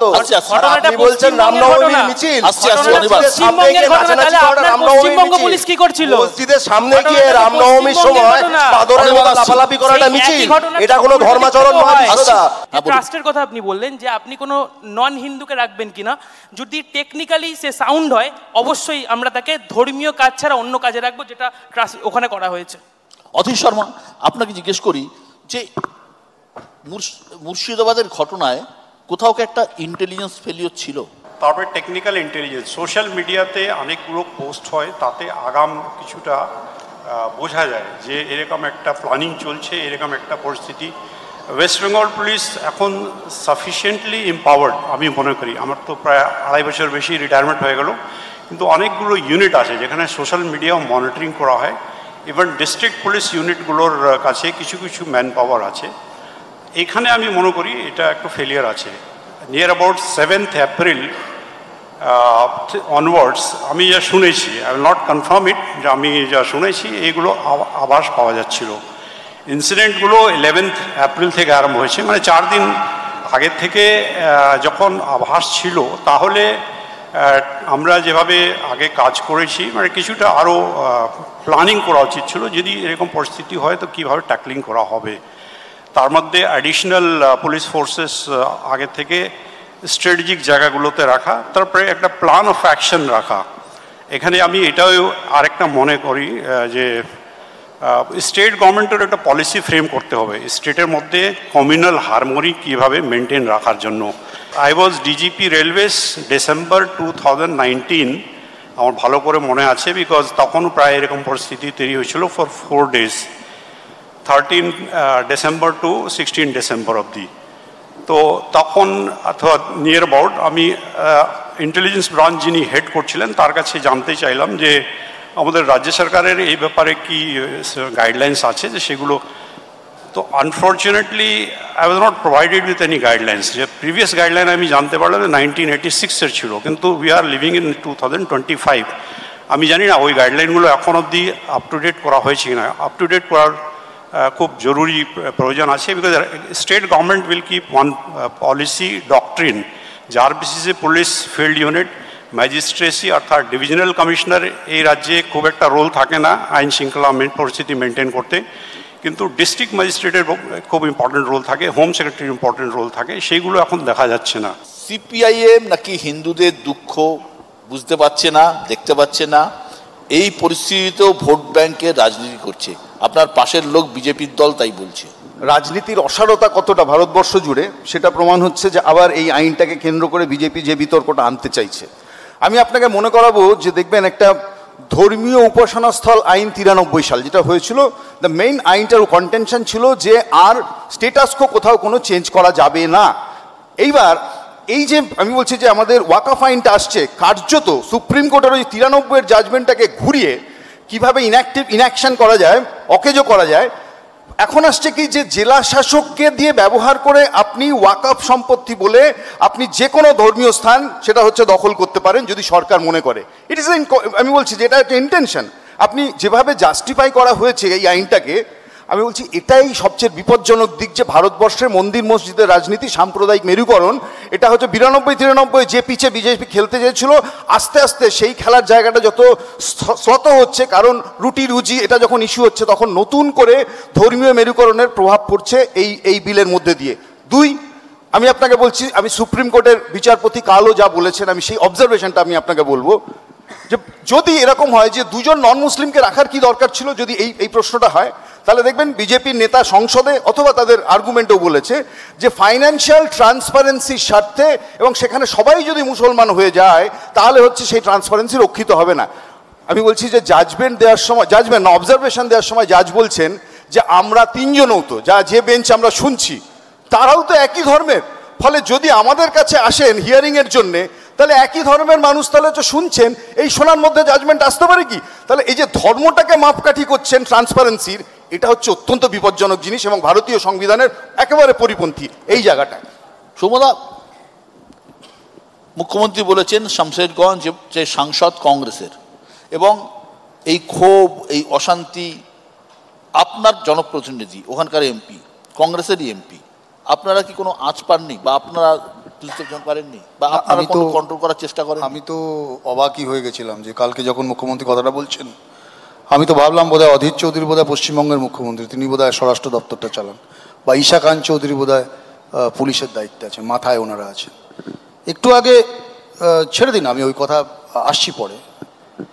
একটু আগে একটা কথা বলছিলেন যে এই 140 কোটির দেশে, আপনি বলছিলেন যে আপনাদের প্রতিনিধিত্ব সংখ্যালঘু সম্প্রদায়ের 20% মানুষের কোনো প্রতিনিধিত্ব নেই। এই হিন্দু মুসলমানে বারবার হিন্দু মুসলমান করে যে আমাদেরকে ভাগ করা হচ্ছে, আসলে যে দেশের প্রধান তিনি পোশাক দেখে তার ধর্ম ঠিক করে দিতে পারেন, সে কোন ধর্মের মানুষ, সে কোন সম্প্রদায়ের মানুষ, সে দেশে তো এটা স্বাভাবিক। আপনি এটা পরিষ্কার করে এই ভারতবর্ষ তো সেই ভারতবর্ষ, আমি সুমনদা বলছিল মহাত্মা গান্ধীর কথা, যে ভারতবর্ষের আমরা বলি যে যারা মনে করেন যে ওই মানে বিজেপির লোকেরা মনে করে যে সংখ্যালঘু সম্প্রদায়ের মানুষ মানেই সাম্প্রদায়িক আতঙ্কবাদী, টেরোরিস্ট। এই ভারতবর্ষ স্বাধীনতার পরে প্রথম টেরোরিস্ট দেখেছে যিনি একজন হিন্দু, মহাত্মা গান্ধীকে খুন করেছেন। তো আমার বক্তব্যের বিষয়টা তো না, বিষয়টা হচ্ছে যে রাজনীতিতে কার লাভ। আপনি বলছেন একটু যে কথাটা বলছেন কংগ্রেস, দেখুন আপনি সার্ক করে আপনার রেসপন্সিবিলিটি ছেড়ে দিতে পারেন, কিন্তু এই রাজ্যে আপনি 4 ঘন্টা পরে পুলিশ যাচ্ছে, এটাও কি অন্য দলের দায়িত্ব? বাকিবুল্লার কাছে আসতে চাইবো। বাকিবুল্লাহ, আপনি আমাকে স্পেসিফিক বলুন, আপনি যেহেতু অল ইন্ডিয়া ইমাম অ্যাসোসিয়েশন প্রেসিডেন্ট, এই যে ওয়াকফ সংশোধিত ওয়াকফ আইন, আপনাদের ঠিক আপত্তির জায়গাগুলো কোথায়? আপত্তির জায়গা যেটা ছিল আমরা চাইছি সেটাই থাক। এখানে আমার ইচ্ছা আছে যে আমি কিছু সম্পত্তি ওয়াকফ করব।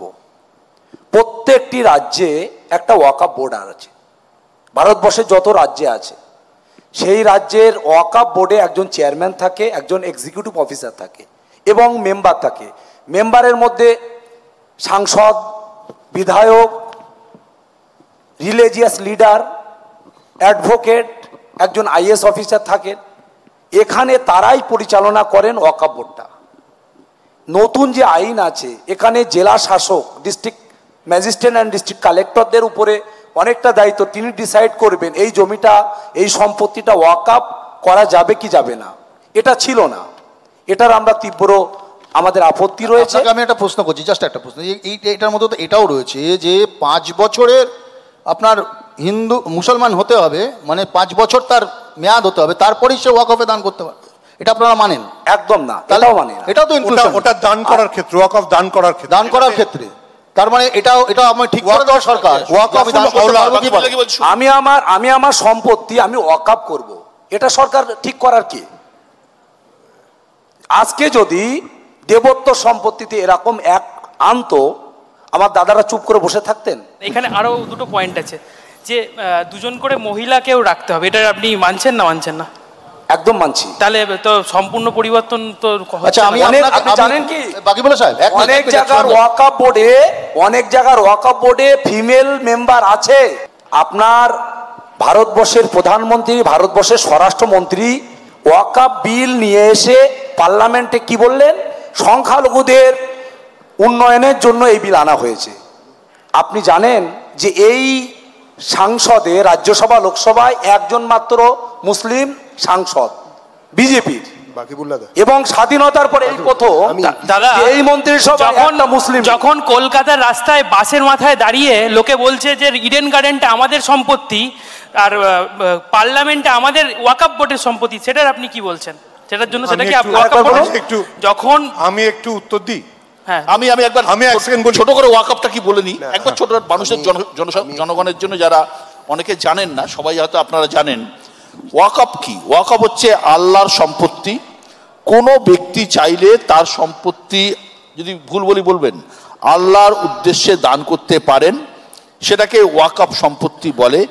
এই সম্পত্তি দেখভালের জন্য একজন মুতওয়ালি অর্থাৎ ম্যানেজার থাকেন। এছাড়াও দীর্ঘদিন যে জমির উপর ধর্মস্থান রয়েছে বা ধর্মীয় চ্যারিটেবল ট্রাস্ট চলে, সেটাও ওয়াকফ বলে ধরে নেওয়া হয়। এক একটি সম্পত্তিকে এক একটি ওয়াকফ বলা হয়। প্রতিটি ওয়াকফ রেজিস্টার করাতে হয়। এই সম্পত্তিগুলির নিয়ন্ত্রণ থাকে ওয়াকফ বোর্ডের হাতে। রাজ্য এবং কেন্দ্রীয় ওয়াকফ বোর্ডের সদস্য, রাজ্য এবং কেন্দ্রীয় ওয়াকফ বোর্ড রয়েছে। 8 থেকে 12 জন ওয়াকফ বোর্ডের সদস্য হতে পারেন। ওয়াকফ চলে মুসলিম ল অনুযায়ী। ওয়াকফ সম্পত্তি নিয়ে বিবাদ হলে তা ওয়াকফ ট্রাইব্যুনালে যায়। ট্রাইব্যুনালের রায়কে কোর্টে চ্যালেঞ্জ করা যায় না। যায় না, হাইকোর্টে চ্যালেঞ্জ করা যায় না? হাইকোর্টে চ্যালেঞ্জ করা যায় না, যায় না। আমি যতদূর জানি যায় না। আমি বলছি এখন যায়, স্পেশাল কেস হয় না, স্পেশাল রাষ্ট্রপতি সইটা হয়ে যাওয়ার পরে যায়। হ্যাঁ, ভারতে ওয়াকফ আইন তৈরি হয় 1954 সালে, তবে 1995 সালে ওয়াকফ বোর্ড ঢেলে সাজানো হয়, সংশোধন হয় 2013 সালে। সর্বশেষ সংশোধনীতে ওয়াকফ বোর্ডের হাতে অপরিসীম ক্ষমতা তুলে দেওয়া হয়। তুমি তো করেয়ার সম্পত্তি নিয়ে তুমিই বললে হাইকোর্ট বলেছে, আমার একটা তাহলে বলছো চ্যালেঞ্জ করা যায়, বলতে যায় না, আচ্ছা হাইকোর্টে গেল। আমি একটুখানি বলি, আমি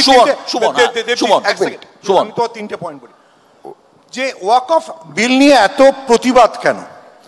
প্রথম কথা, বিজেপির যে থিম যে এটাতে সংখ্যালঘুদের উপকার হবে, আগের যে অ্যামেন্ডমেন্ট ছিল সেই অনুযায়ী ওয়াকফ সম্পত্তির উপর বছরে 7% রেভিনিউ আয় করার নিয়ম ছিল। এই নতুন বিলে ওটা 5% করা হয়েছে।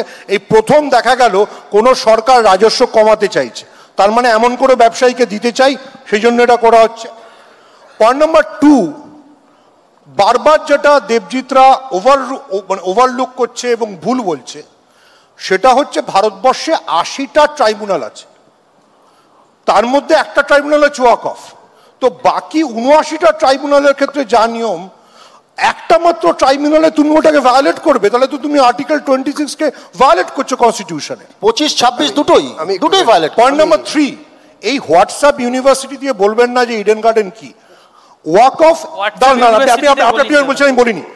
ওয়াকফ একটা নিয়ম আছে, ইউজার মানে যেখানে আমি নথি দিতে পারছি না কিন্তু ঐতিহাসিকভাবে ওই সম্পত্তিটা কার ছিল, এইটা প্রথম বুঝতে হবে। যদি নথি দিতে হয়, কাশী বিশ্বনাথ মন্দিরের নথি আছে, তোমরা এত মুসলমানদের জন্য ভারতবর্ষে মুসলমানদের জন্য সবচেয়ে বড় স্কলারশিপ ছিল, ইভেন যেটা অটল বিহারী বাজপেয়ী সরায়নি, সেটা হচ্ছে মৌলানা আবুল কালাম আজাদের নামে স্কলারশিপ। তোমরা সেটা বাতিল করেছো, তোমরা মুসলমানদের জন্য ভালো করে প্র্যাকটিসটাই চেঞ্জ করে দিতে চাইছো। আমার একটা প্রশ্ন আছে, বাকিবুল্লাহদা খুব ভালো বলতে পারবেন। দেখুন, ওয়াকফ তো প্রান্তিক অসহায় যারা এই ধরনের বঞ্চিত, তাদের জন্যই বেশিটা করা, কোনো নির্দিষ্ট লোকেদের জন্য তো নয় যে যার টাকা আছে তার তেলা মাথায় তেল দেওয়ার জন্য মুসলমান মানুষ, সম্প্রদায়ের মানুষ ওয়াকফ করেন না, তারা চান তাদের সমাজের উন্নয়নের জন্য। আমাকে এই ওয়েস্ট বেঙ্গল, আমি জানি না দাদা, হতেও পারে আছে হয়তো, ওয়েস্ট বেঙ্গলে একটা এত তো ওয়াকফ প্রপার্টি, যে ওয়াকফ প্রপার্টির দুর্নীতি নিয়ে আমরা সিপিএম জমানাকে গালাগালি দিয়েছি, এক সময় কংগ্রেস আর বিজেপি, তারপরে কংগ্রেস, তৃণমূল, বিজেপি তিনজনেই সিপিএমের বিরুদ্ধে আমরা আন্দোলন করেছি যে ওয়াকফের টাকা কী করে চুরি হয়েছে। এই ওয়াকফ থেকে যে রোজগার হয় তা দিয়ে একটা কোনো হাসপাতাল চলে, একটা বড় স্কুল চলে, একটা বড় কলেজ চলে। প্লিজ শোন, আমি বাকিবুল্লাহদাকে জিজ্ঞেস করছি, বাকিবুল্লাহদাকে, উনি জানবেন নিশ্চয়ই বলতে পারবেন।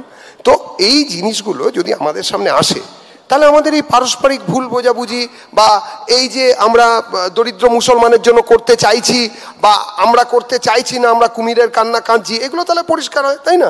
নিশ্চয়ই। ওয়াকফ বোর্ডের মাধ্যমে আমাদের মুসলিম ছেলে মেয়েদের স্কলারশিপ দেওয়া হয়, যারা দুরাগত স্টুডেন্ট তাদের জন্য হোস্টেলের ব্যবস্থা, অসহায় মহিলা, মুসলিম মহিলা, তাদেরকে ঘর তৈরি করে দেওয়া হয়। কোথায় এর ইয়ে আছে? বাংলায় হয় না, বাংলায় হয়। আমি বলছি একমাত্র ইমাম ভাতা এই সরকার, হাজার আমার সঙ্গে দূরত্ব থাকলেও, তৃণমূল কংগ্রেসের রাজনৈতিক দূরত্ব থাকলেও, আমি যতদূর জানি, যেহেতু আমি মামলাটাতে আমি পার্টি ছিলাম এবং আমি উকিলও ছিলাম, সেই জন্য হাইকোর্টে, যে ইমাম মুয়াজ্জেম ভাতা দেওয়া ছাড়া ওয়াকফের থ্রু দিয়ে বাকি কিছু ক্ষেত্রে কিছু মসজিদের উন্নয়ন করা, ঈদগাহর উন্নয়ন করা ছাড়া মানুষের উন্নয়ন হিসেবে আমি স্কলারশিপ দেওয়া হয়। আমি দায়িত্ব নিয়ে বলছি, মিস ইন্টারপ্রিটেশন হচ্ছে। আমি এক সেকেন্ড বলি,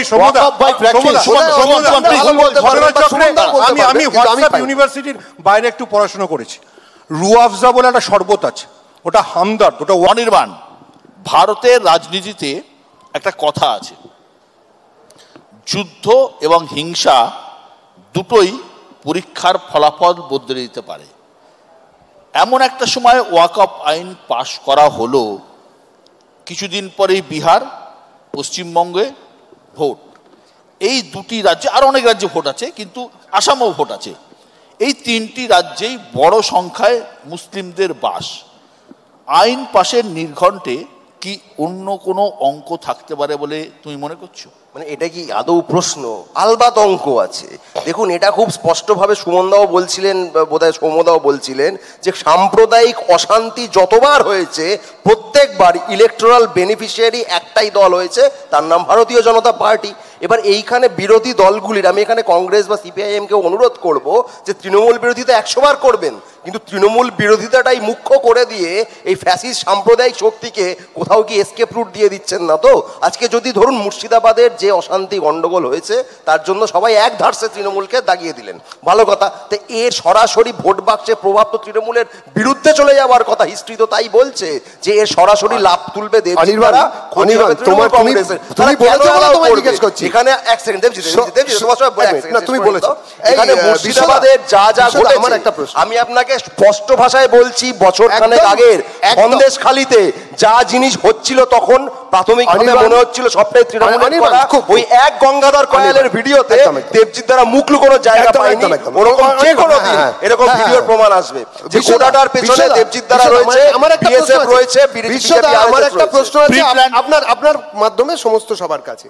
ওয়াকফ সম্পত্তির 77% সুকান্ত মজুমদার ফেক টুইট কেন করলো? সুকান্ত মজুমদার ফেক টুইট কেন করলো? মানে এটা আমার প্রশ্ন। আরে এটা আমার প্রশ্ন, কেন করলো? সারা বলবো উত্তর সারা ভারতবর্ষে যত ওয়াকফ সম্পত্তি আছে তার 77% কাছাকাছি আছে উত্তরপ্রদেশে, তামিলনাড়ুতে প্রায় 13% কাছাকাছি আছে, এখানে মাত্র 3.5% ওয়েস্ট বেঙ্গলে। আপনি বলুন, তামিলনাড়ুতে তো আর বিজেপি সরকার চলে না, ইউপিতে যোগী রাজ চলছে, বদমাইশি করে নাকি সব কণ্ঠরোধ হয়ে যাচ্ছে ওদের কথায়। তামিলনাড়ুতে তো আর বিজেপি সরকার চলছে না। আরে দাঁড়াও না ভাই, সুপ্রিম কোর্ট বলেছে no rule of law, supreme court বলেছে। আমার কথা হচ্ছে লিসেন লাইক অ্যান অ্যাডভোকেট, থামো না, লিসেন লাইক অ্যান অ্যাডভোকেট, কথা বলতে দাও। আরে ভাই থামো নয়, সুপ্রিম কোর্ট উত্তরপ্রদেশে কি বলেছে আমি বাকি শেষ করতে দাও। না না না, আমাকে বিশ্ব দাও, আমাকে শেষ করতে দাও। এরকম করে তো কথা বলা যায় না। বিষয়টা হচ্ছে যে যত হাঙ্গামা হয়েছে, যত পুলিশের গাড়িতে আগুন লাগলো, সেটা ওয়েস্ট বেঙ্গলে কেন হলো উত্তর দিতে পারবে? কারণ পরের বছর ভোট আছে, তোমরা করিয়েছো, তোমরা করিয়েছো, লোক ঢুকিয়েছো, তাহলে তোমরা এগুলো করি। আমি তার আগে অধীর শর্মার কাছে জানতে চাইবো যে এই প্রশ্নগুলো যে আসছে, দু একটা প্রশ্ন। একটা হচ্ছে আপনি দীর্ঘকাল বিদেশেও অশান্তি সামলাতে গিয়েছিলেন, একবার বিদেশে অশান্তি সামলাতে গিয়েছিলেন। আমার যদ্দূর মনে পড়ছে আপনি সিআরপিএফেরও দায়িত্বে ছিলেন, সেন্ট্রাল ফোর্সের দায়িত্বে ছিলেন। ইন্টেলিজেন্স ফেলিয়ার তো একটা প্রশ্ন আসছেই, সে নিয়ে কোনো সন্দেহ নেই। এই যে রেল লাইনে যখন এর আগে 19-এর পরে যখন রেল লাইনে আঘাত এসেছিল, ট্রেন পোড়ানো হয়েছিল, আপনি তখন রেলের ডিজি ছিলেন। তো রাজ্যের ইন্টেলিজেন্স ফেলিয়ার আমি মেনে এলাম, কেন্দ্রীয় গোয়েন্দা বাহিনীরও তো একটা বিশাল সেট আপ রয়েছে, তারা কি করছিল? 2, আর এই যে একটা প্রশ্ন আসছে যেটা অনির্বাণরা বলছেন যে তৃণমূল কংগ্রেসে অভিযোগ চলছে, বিএসএফ এর একটা বড় ভূমিকা আছে, আপনি কি মনে করেন? আপনার কি মনে হয়? দেখুন, আপনি আমার ব্যাকগ্রাউন্ড থেকে বললেন, আমি তো মোজাম্বিকে ইউএন ডেপুটেশন ছিলাম। ওই দেশটাতে সিভিল ওয়ার সিচুয়েশন ছিল। আমরা ইউএন সুপারভিশনে ওখানে ইলেকশন করানো হয়েছিল, তারপরে ওখানে একটা প্রেসিডেন্সিয়াল ফর্ম অফ গভর্নমেন্ট নির্বাচিত হলো। সিআরপিএফে আমি ত্রিপুরা, মিজোরাম আর তারপরে চণ্ডীগড় থাকাকালীন যতগুলো লেফট উইং এক্সট্রিমিজম এলাকা, জেএনকে, এই সমস্ত জায়গাতে ব্যাটালিয়ন ছিল। তো আমি এটাকে বলি ইন্ডিয়াস ফল্ট লাইন্স, যতগুলো ফল্ট লাইন্স যেখানে গণ্ডগোল হচ্ছে পুরো এলাকাটাই আমার দেখা আছে। তো এখন পশ্চিমবাংলার যে পরিস্থিতি, এর মধ্যে আমি মনে করি কিছুটা ন্যাশনাল সিকিউরিটিও একটা ইস্যু আছে। এটা ইভেন ন্যাশনাল ডিফেন্স পার্সপেক্টিভতে যে এরকম বলা হয় যে চিকেন স্নেক, তেমনি মুর্শিদাবাদ, ফারাক্কা ব্যারাজ, এই এলাকাটায়ও যদি বারবার গণ্ডগোল এরকম হতে থাকে আর শান্তি হতে থাকে, this will have imperatives in future, because West Bengal এটা কি বর্ডারিং এলাকা বলে আর একটু বেশি মনে হয় আপনার? যে মুর্শিদাবাদ মালদা যদি বর্ডারিং এলাকা, তার ফলে একটু বেশি সেন্সিটিভ। ইয়েস, ডেফিনেটলি ওই জন্য। আর এখন আপনি জানেন যে ইউনিয়ন গভর্নমেন্ট একটা নোটিফিকেশন করে সমস্ত বর্ডারিং স্টেটের 50 কিলোমিটার দূরত্ব অবধি বিএসএফের এরিয়া অফ অপারেশনস, এটা অর্থাৎ ওদেরও একটা ভূমিকা এখানে এনে দিয়েছে। ওদের একটা ইন্টেলিজেন্স ব্রাঞ্চ মেনটেন করা হয়, বাট ইন্টারনাল সিকিউরিটিতে আনলেস স্টেটের হোম সেক্রেটারি অথবা ডিস্ট্রিক্ট ম্যাজিস্ট্রেট রিকুইজিশন না করলে বিএসএফ ইন্টারনাল সিকিউরিটিতে আসতে পারে না। কিন্তু এখানে আবার একটা অদ্ভুত জিনিস দেখলাম যে পিআইএল হলো, তার ভিত্তিতে হাইকোর্ট বললো যে না বিএসএফকে ডিপ্লয় করতে হবে। তো that is again I think not a very regular form, একটা ইরেগুলার ফর্মেই হয়েছে। সেন্ট্রাল গভর্নমেন্ট ইন্টেলিজেন্স ব্যুরো বলে একটা সংস্থা আছে, আপনি জানেন, এটা প্রত্যেক রাজ্যে একটা এসআইবি থাকে, সাবসিডিয়ারি ইন্টেলিজেন্স ব্যুরো। প্রত্যেক ইম্পর্ট্যান্ট ডিস্ট্রিক্ট হেডকোয়ার্টারগুলোতে ওদেরও একটা সেট আপ থাকে। তো ওদেরও আমি যেটা আগে বলেছিলাম, both from human intelligence as well as যে টেকনিক্যাল ইন্টেলিজেন্স আমরা বলি, এই তরফ থেকে নিশ্চয়ই ইনফরমেশন থাকার কথা। আদারওয়াইজ এরকম সংস্থাগুলো একদম খুলে রাখার কোনো মানে হয় না। আমি প্রেমানন্দনাথ ভৈরবের কাছে আসবো। এক, মুর্শিদাবাদের পরিস্থিতি এখন কীরকম আপনারা নিশ্চয়ই জানেন। প্রথম কথা, কোনো রকম উস্কানি ছাড়া এ ধরনের ঘটনা ঘটতে পারে না আমাদের বিশ্বাস। দুই, ভোট আসছে, আমাদের অভিজ্ঞতা বলছে যে ভোটের দিন যত এগিয়ে আসবে মেরুকরণের হাওয়া তত জোরালো হবে। শান্তি বজায় রাখাটা একটা বড় চ্যালেঞ্জ সবার পক্ষে, এবং এমন একটা পরিস্থিতির মধ্যে দিয়ে আমরা যাচ্ছি, খুব সহজেই একে অপরের উপর ঝাঁপিয়ে পড়ছে, লুট করছে, আগুন দিচ্ছে। এটাকে তো বন্ধ হওয়া দরকার। দেখুন, মুর্শিদাবাদের যে ব্যাপারটা, এটা তো মানে আজকেই শুরু হয়েছে এমন নয়। ওখানে একজন এমএলএ বলছে যে আমরা 70%, ওরা 30%, যে কোনো দিন কেটে গঙ্গায় ভাসিয়ে দেবো। তখন কিন্তু প্রতিবাদ হয়নি, ওই দলের লোকেরা প্রতিবাদ করেনি। আজকে যখন ওই দল ওইখান থেকে পালিয়ে আসতে বাধ্য হচ্ছে লোকেরা, আমরা সোশ্যাল মিডিয়াতে বিভিন্ন জিনিস দেখতে পাচ্ছি, তখন হয়তো বিভিন্ন জায়গায় প্রতিবাদ হচ্ছে।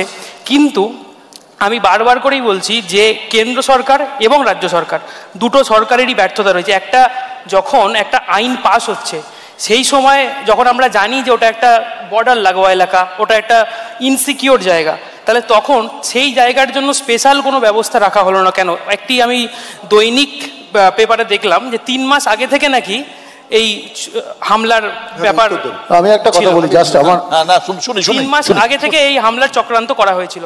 এবং সামনে ভোট আছে, অবশ্যই আমি তো বলেছি যে মেরুকরণের রাজনীতি অবশ্যই আছে।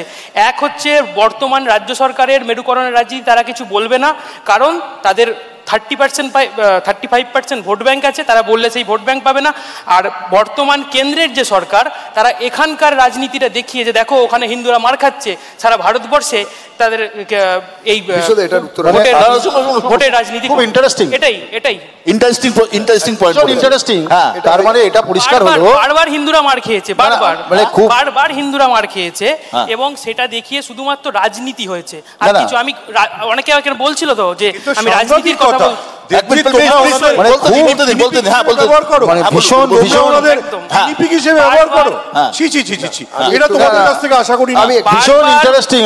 হিন্দুরা মার খেয়েছে, ওপর তলা থেকে রাজনীতি হয়েছে, এবং এইখানে রাজ্য সরকার কিছু বলবে না। কাশ্মীরের মতন জায়গা যদি ঠান্ডা হতে পারে, তাহলে পশ্চিমবঙ্গ কেন ঠান্ডা হতে পারে না? ঠান্ডা মানে এমনি ঠান্ডা। না, আমরা দীর্ঘদিন ধরে এটাই অভিযোগ করে আসছিলাম যে দুটো দলই এটাকে জিয়ে রাখছে, মানে যত ডিজিজ থাকবে তত তার উপশম ছোট করে। হ্যাঁ, আমি একই কথা বলতে চাই একটাই কারণের জন্য, যে আসলে সাম্প্রদায়িক রাজনীতি একটা আবহ তৈরির চেষ্টা রাজ্যে বরাবর চলছে, শুধু ভোটের সময় একটা হাই পিচে আসছে। হুমায়ুন কবির এই কথা যদি বলতে পারেন যে হিন্দুদের মেরে ভাসিয়ে দেবো, তার যদি পুলিশ অ্যাকশন না হয়, শুভেন্দু অধিকারীও বলছেন যে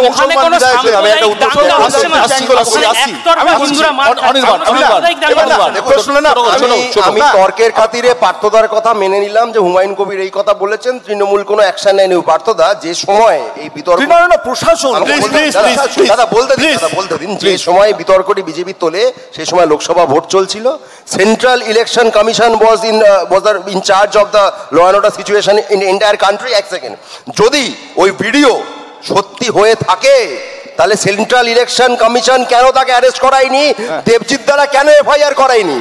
কারণ তাদের বিতর্ক তৈরিটা উদ্দেশ্য। ভিডিওটি আদৌ সত্যি কিনা কেউ জানে না। বিজেপি নেতারা যখন বিষ ছড়াচ্ছে তখন একটা এফআইআর করছো। যে রাজ্যের একজন মন্ত্রী, বাকিবুল্লাহ দা আমার সঙ্গে একমত হবেন এই বিষয়ে, আমি একদম সঙ্গে একমত সবসময়। তার কারণ হচ্ছে যে যখন আমি ধর্মপ্রাণ হিন্দু বা ধর্মপ্রাণ মুসলমান বা ওর মতন নাস্তিক, ততক্ষণ আমার ব্যক্তিগত মত আছে, ঠিক। কিন্তু যখন আমি মন্ত্রী, তখন আমার ব্যক্তিগত ধর্মাচরণের বাইরেও আমার মন্ত্রিত্বটা বড় কথা। যখন আমি ডেফিনিট একটা মন্ত্রী, এটা কিন্তু ভাগীরথীতে 30% হিন্দুকে কেটে ভাসিয়ে দেব, এ কথাটা বলেছেন একজন বিধায়ক। নিন্দার্য, তাকে কেন তার দলনেত্রী কিছু করলেন না সেটা নিয়ে অনেক কথা হতে পারে। কিন্তু একজন মন্ত্রী যদি বলেন, ধরুন তিনি যদি হিন্দু মন্ত্রী হন, প্রত্যেকের দায় দায়িত্ব বলেছো তো। দাঁড়াও না, শুভেন্দু অধিকারী কি পঞ্চায়েত এরকমভাবে কথা বলো না তোমাকে। আরে শুভেন্দু অধিকারী বলছে মুসলিমদের বলতে দাও, বিধানসভা থেকে চিৎপটাং দিয়ে ফেলে দেবো। ছোট করে বল, শেষ করো। পঞ্চায়েত প্রধান মন্ত্রী ফিরহাদ হাকিম যখন বলেন যে যারা ইসলামে দীক্ষিত নন তারা সবার হতভাগ্য, তখন হিন্দুদের বুকে লাগে। যখন যখন যখন ইমামদের মঞ্চ থেকে যখন ইমামদের মঞ্চ থেকে যখন বিরোধী দলনেতা বলে আমি হিন্দুদের বিধায়ক, তখন আমাদের মধ্যে কতটা কষ্ট লাগে। এই প্ররোচনার দায় তৃণমূল কংগ্রেস, এই আগুন লাগার দায় তৃণমূল কংগ্রেস, এই দাঙ্গা হওয়ার দায় তৃণমূল কংগ্রেসের, এইখানে যা যা হচ্ছে তার দায় মমতা বন্দ্যোপাধ্যায়। বাকিবিল্লাহ, বাংলার মানুষ এমনিতে শান্তিপ্রিয়, শান্তি রক্ষার দায় আমার মনে হয় সব পক্ষের নেওয়া উচিত, হিন্দুদের নেওয়া উচিত, মুসলিমদেরও নেওয়া উচিত। হামলা, লুট, পুলিশের উপর আক্রমণ, এগুলো আমরা টিভিতে দেখেছি, ছবিতে দেখেছি, কারা করছে সেটাও মোটামুটি দেখেছি। হামলাকারীদের মধ্যে কিছু বাইরের লোক রয়েছে বলে শোনা যাচ্ছে, আবার অনেকে পাড়ার লোকও রয়েছে বলে শোনা যাচ্ছে, এমনকি পাশের বাড়ির লোকও শোনা যাচ্ছে। জাফরাবাদে বাবা ছেলের যে খুনের ঘটনায় প্রতিবেশী 2 যুবককে ইতিমধ্যে গ্রেপ্তার করেছে পুলিশ। আমার প্রশ্ন হলো যে এমন কি পরিস্থিতি তৈরি হলো যার জেরে পাশের বাড়ির লোকটা এত বড় শত্রু হয়ে গেল? এমন কি পরিস্থিতি তৈরি হয়ে গেল যেখানে মানে নির্বিচারে লুটপাট হতে শুরু করলো? এটা কি শুধুমাত্র আইনের বিরোধিতা করা, না লুটও একটা উদ্দেশ্য বা দুষ্কৃতিটা মিশে গেছে আপনাদের কোনো আর এই প্রতিবাদের সঙ্গে? বাকিবিল্লাহ, আমি বরাবরই বলি যে সংখ্যাগুরুদের দায়িত্ব সংখ্যালঘুদের রক্ষা করা। মুর্শিদাবাদের সংখ্যাগুরু মুসলিম সম্প্রদায়, হিন্দু সম্প্রদায়েরা সংখ্যালঘু। আজকে আমরা দেখতে পেয়েছি যে মুর্শিদাবাদে যে ঘটনা ঘটেছে, আমার মত এখানে একটা রাজনৈতিক সুড়সুড়ি দেওয়া হয়েছে, যে রাজনৈতিক সুড়সুড়ি দেওয়ার কারণে ওখানে এই হিংসার পরিবেশ তৈরি হয়েছে। আমরা বারংবার বলে এসেছি যে আমরা শান্তি চাই, আন্দোলনটা শান্তিপূর্ণভাবে হোক। আমাদের এই আন্দোলনের সাথে 70 থেকে 80% হিন্দু সম্প্রদায়ের মানুষ আছে আমাদের আন্দোলনের সাথে। তারা চাইছে যে এই ওয়াকফ আইন বাতিল করা হোক, কিসে আইনের মতো। আমরা বারংবার বলি ইসলাম শান্তির কথা বলে, প্রত্যেকটি আন্দোলন হোক শান্তিপূর্ণভাবে, আর শান্তি প্রতিষ্ঠা করার দায়িত্ব আমাদের সবার। বাকিবিল্লাহ, আমার একটা প্রশ্ন আছে, আর একটা প্রশ্ন।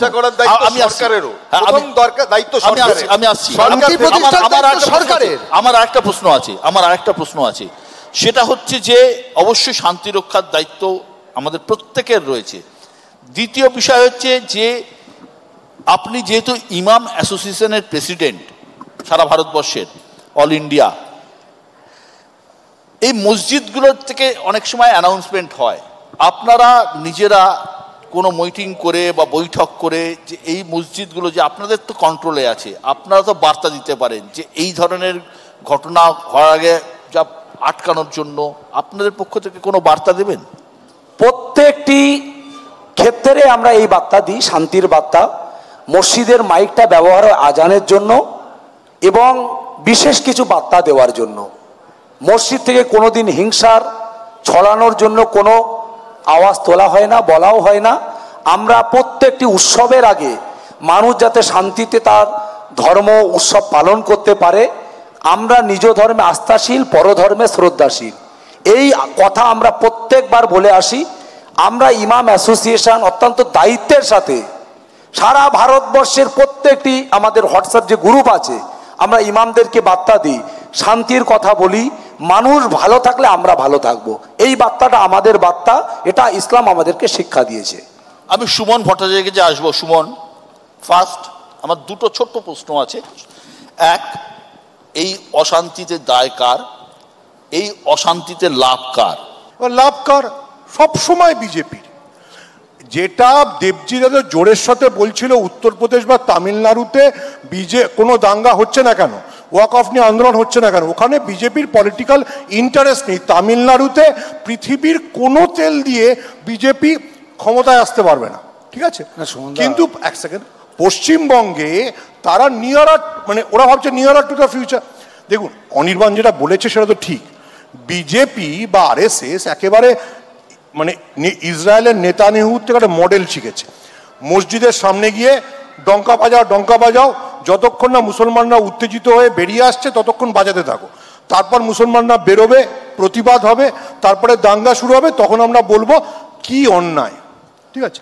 এবার এটা বাকিবুল্লাহ সাহেবরা বলছেন ওরা প্ররোচনায় পা দেবেন না, না দিলে ভালো। ওনাদের মনে রাখতে হবে, এটা তোর পেছনে থিম লাইন, এটা রবীন্দ্রনাথ নজরুলের বাংলা, যেখানে সুভাষচন্দ্র নজরুলকে নিয়ে গিয়ে তারকেশ্বরে মহন্তর হাত থেকে উদ্ধার করেছিল।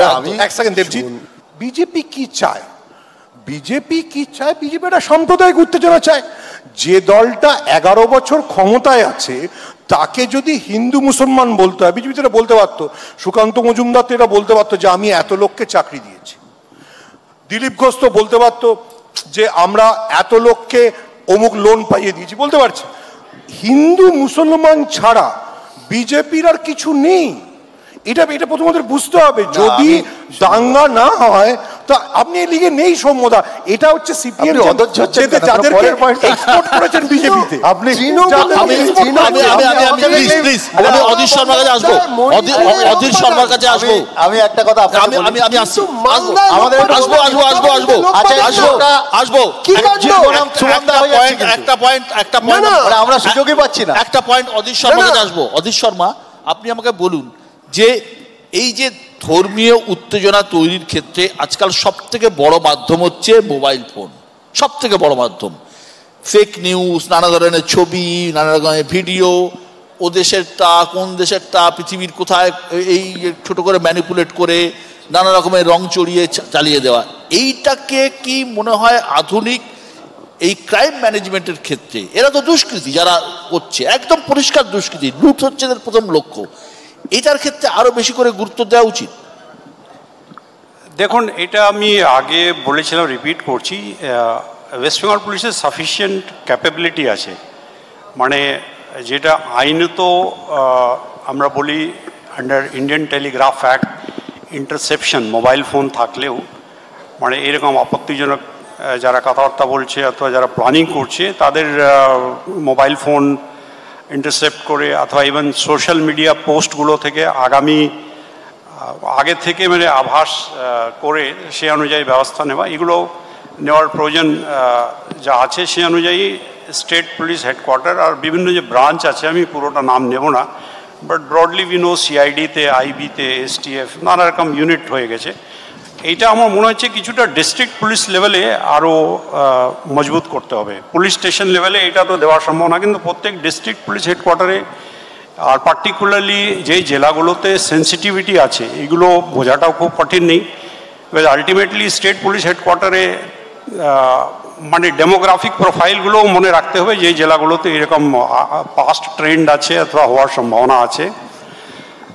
স্টেট পুলিশে আবার দুজন খুব সিনিয়র অফিসার অ্যাডভাইজার হিসাবেও নিয়োগ আছেন। আমাদের প্রাক্তন ডিজিপি ছিলেন মনোজ মালভিয়া, উনি শুনেছি পুলিশ অ্যাডভাইজার আছেন, ভবানী ভনি বসেন। আরেকজন কর্ণাটকার ডিজিপি ছিলেন, এইখানে কিন্তু ওনাকে ইন্টারনাল সিকিউরিটি অ্যাডভাইজার। তো naturally they must be guiding the DG and IGP and future course of action, মানে ফিউচার এগুলো করতে হবে। আদারওয়াইজ এটা অশান্তি বারবার যদি ছড়ায়, প্রত্যেকবার বিএসএফ এসে উদ্ধার করবে, সিআরপি এসে উদ্ধার করবে, এটা হয় না। State police has to handle it itself. বিশ্বদা আমাকে একটু বলতে দিন, মানে আমি সুমনদার কথা, সুমনদা এটা দারুণ কথা বলেছে, বলছে এটা তোমাদের পার্ট না, বলে পুরো শোটাই নিজেদের দিকে নিয়ে যাচ্ছে। আসলে আমাদেরও তো বলতে দিতে হবে। এটা ব্যাপারটা হচ্ছে যে সুমনদা বলছিল একটুখানি মৌলানা আবুল কালাম। আমি একটা প্রশ্ন করছি সৌমদা, আমি একটা প্রশ্ন করছি, এবার আপনার প্রশ্ন চলে এলো। এই দেশের প্রথম প্রধানমন্ত্রী জওহরলাল নেহরু, তিনি ধর্মনিরপেক্ষতায় বিশ্বাসী ছিলেন, রাষ্ট্র এবং ধর্মকে আলাদা করে দেখতেন। আপনি জানেন যে কুম্ভমেলার উদ্বোধন হোক বা মন্দিরের উদ্বোধন হোক, তিনি কোনোদিনও সেভাবে যাননি। তার দল এখনো রয়েছে। এই বর্তমান পরিস্থিতিতে যখন ধর্মের জিগিরে শান্তি নষ্ট হচ্ছে, তখন আপনারা ঠিক কোথায়? দেখুন, আমরা তো দেখুন, এই যে মৌলানা আবুল কালামের আজাদের কথা, বিখ্যাত মানুষ, তিনি জামা মসজিদ থেকে বেরিয়ে তার বিখ্যাত ভাষণের একটা উক্তি আছে, তার শেষে তো উনি বলছেন যাহা খোদা ওহি ভগবান। এখন বিজেপি যদি মিস ইন্টারপ্রেট করে তারা কি করা আছে, ও বলছে যাহা যাহা খোদা ওহি ভগবান, সব জায়গা খুঁজতে শুরু করে দিয়েছে, ওখানেই ভগবান আছে। এখন মুশকিলটা তো এদের এই জায়গাটায়, আপনি অনেক অনেক যেখানে খুঁজছে, যেখানে হচ্ছে বুলডোজার চালিয়ে দাও, যাহা খোদা ওহি ভগবান, বলে যাহা যাহা খোদা ওহি ভগবান। এই যে বলছেন আমার মুশকিল, উনি দেখছেন বিজেপির লাভ, ঠিকই তো বলেছেন বিজেপির। আচ্ছা বলুন তো আপনি পুরনো রাজনৈতিক এই যে একটা কথা বলি, দেখুন আপনি নিশ্চয়ই প্রশ্ন করবেন আমাদের, কিন্তু আমার কথা হচ্ছে উনি বলছিলেন একটু আগে অদ্ভুত একটা যুক্তি যে বিজেপির লাভ। আচ্ছা, এই যে হুমায়ুন কবিরের কথা বলছেন, কিন্তু পরের দিন সকালবেলা হুমায়ুন কবির কার্তিক মহারাজের সাথে বসে সেটিং করে খিচুড়ি খাচ্ছেন, সেই ছবিটা উনি দেখেননি। এই যে পশ্চিমবাংলার বায়ানারি সৃষ্টি করে বিজেপি তৃণমূল উভয়ে যে সাম্প্রদায়িক সম্প্রীতি নষ্ট করছে এবং ভোটের বাক্স ভরছে, এটার জন্য দুটো দলই দায়ী।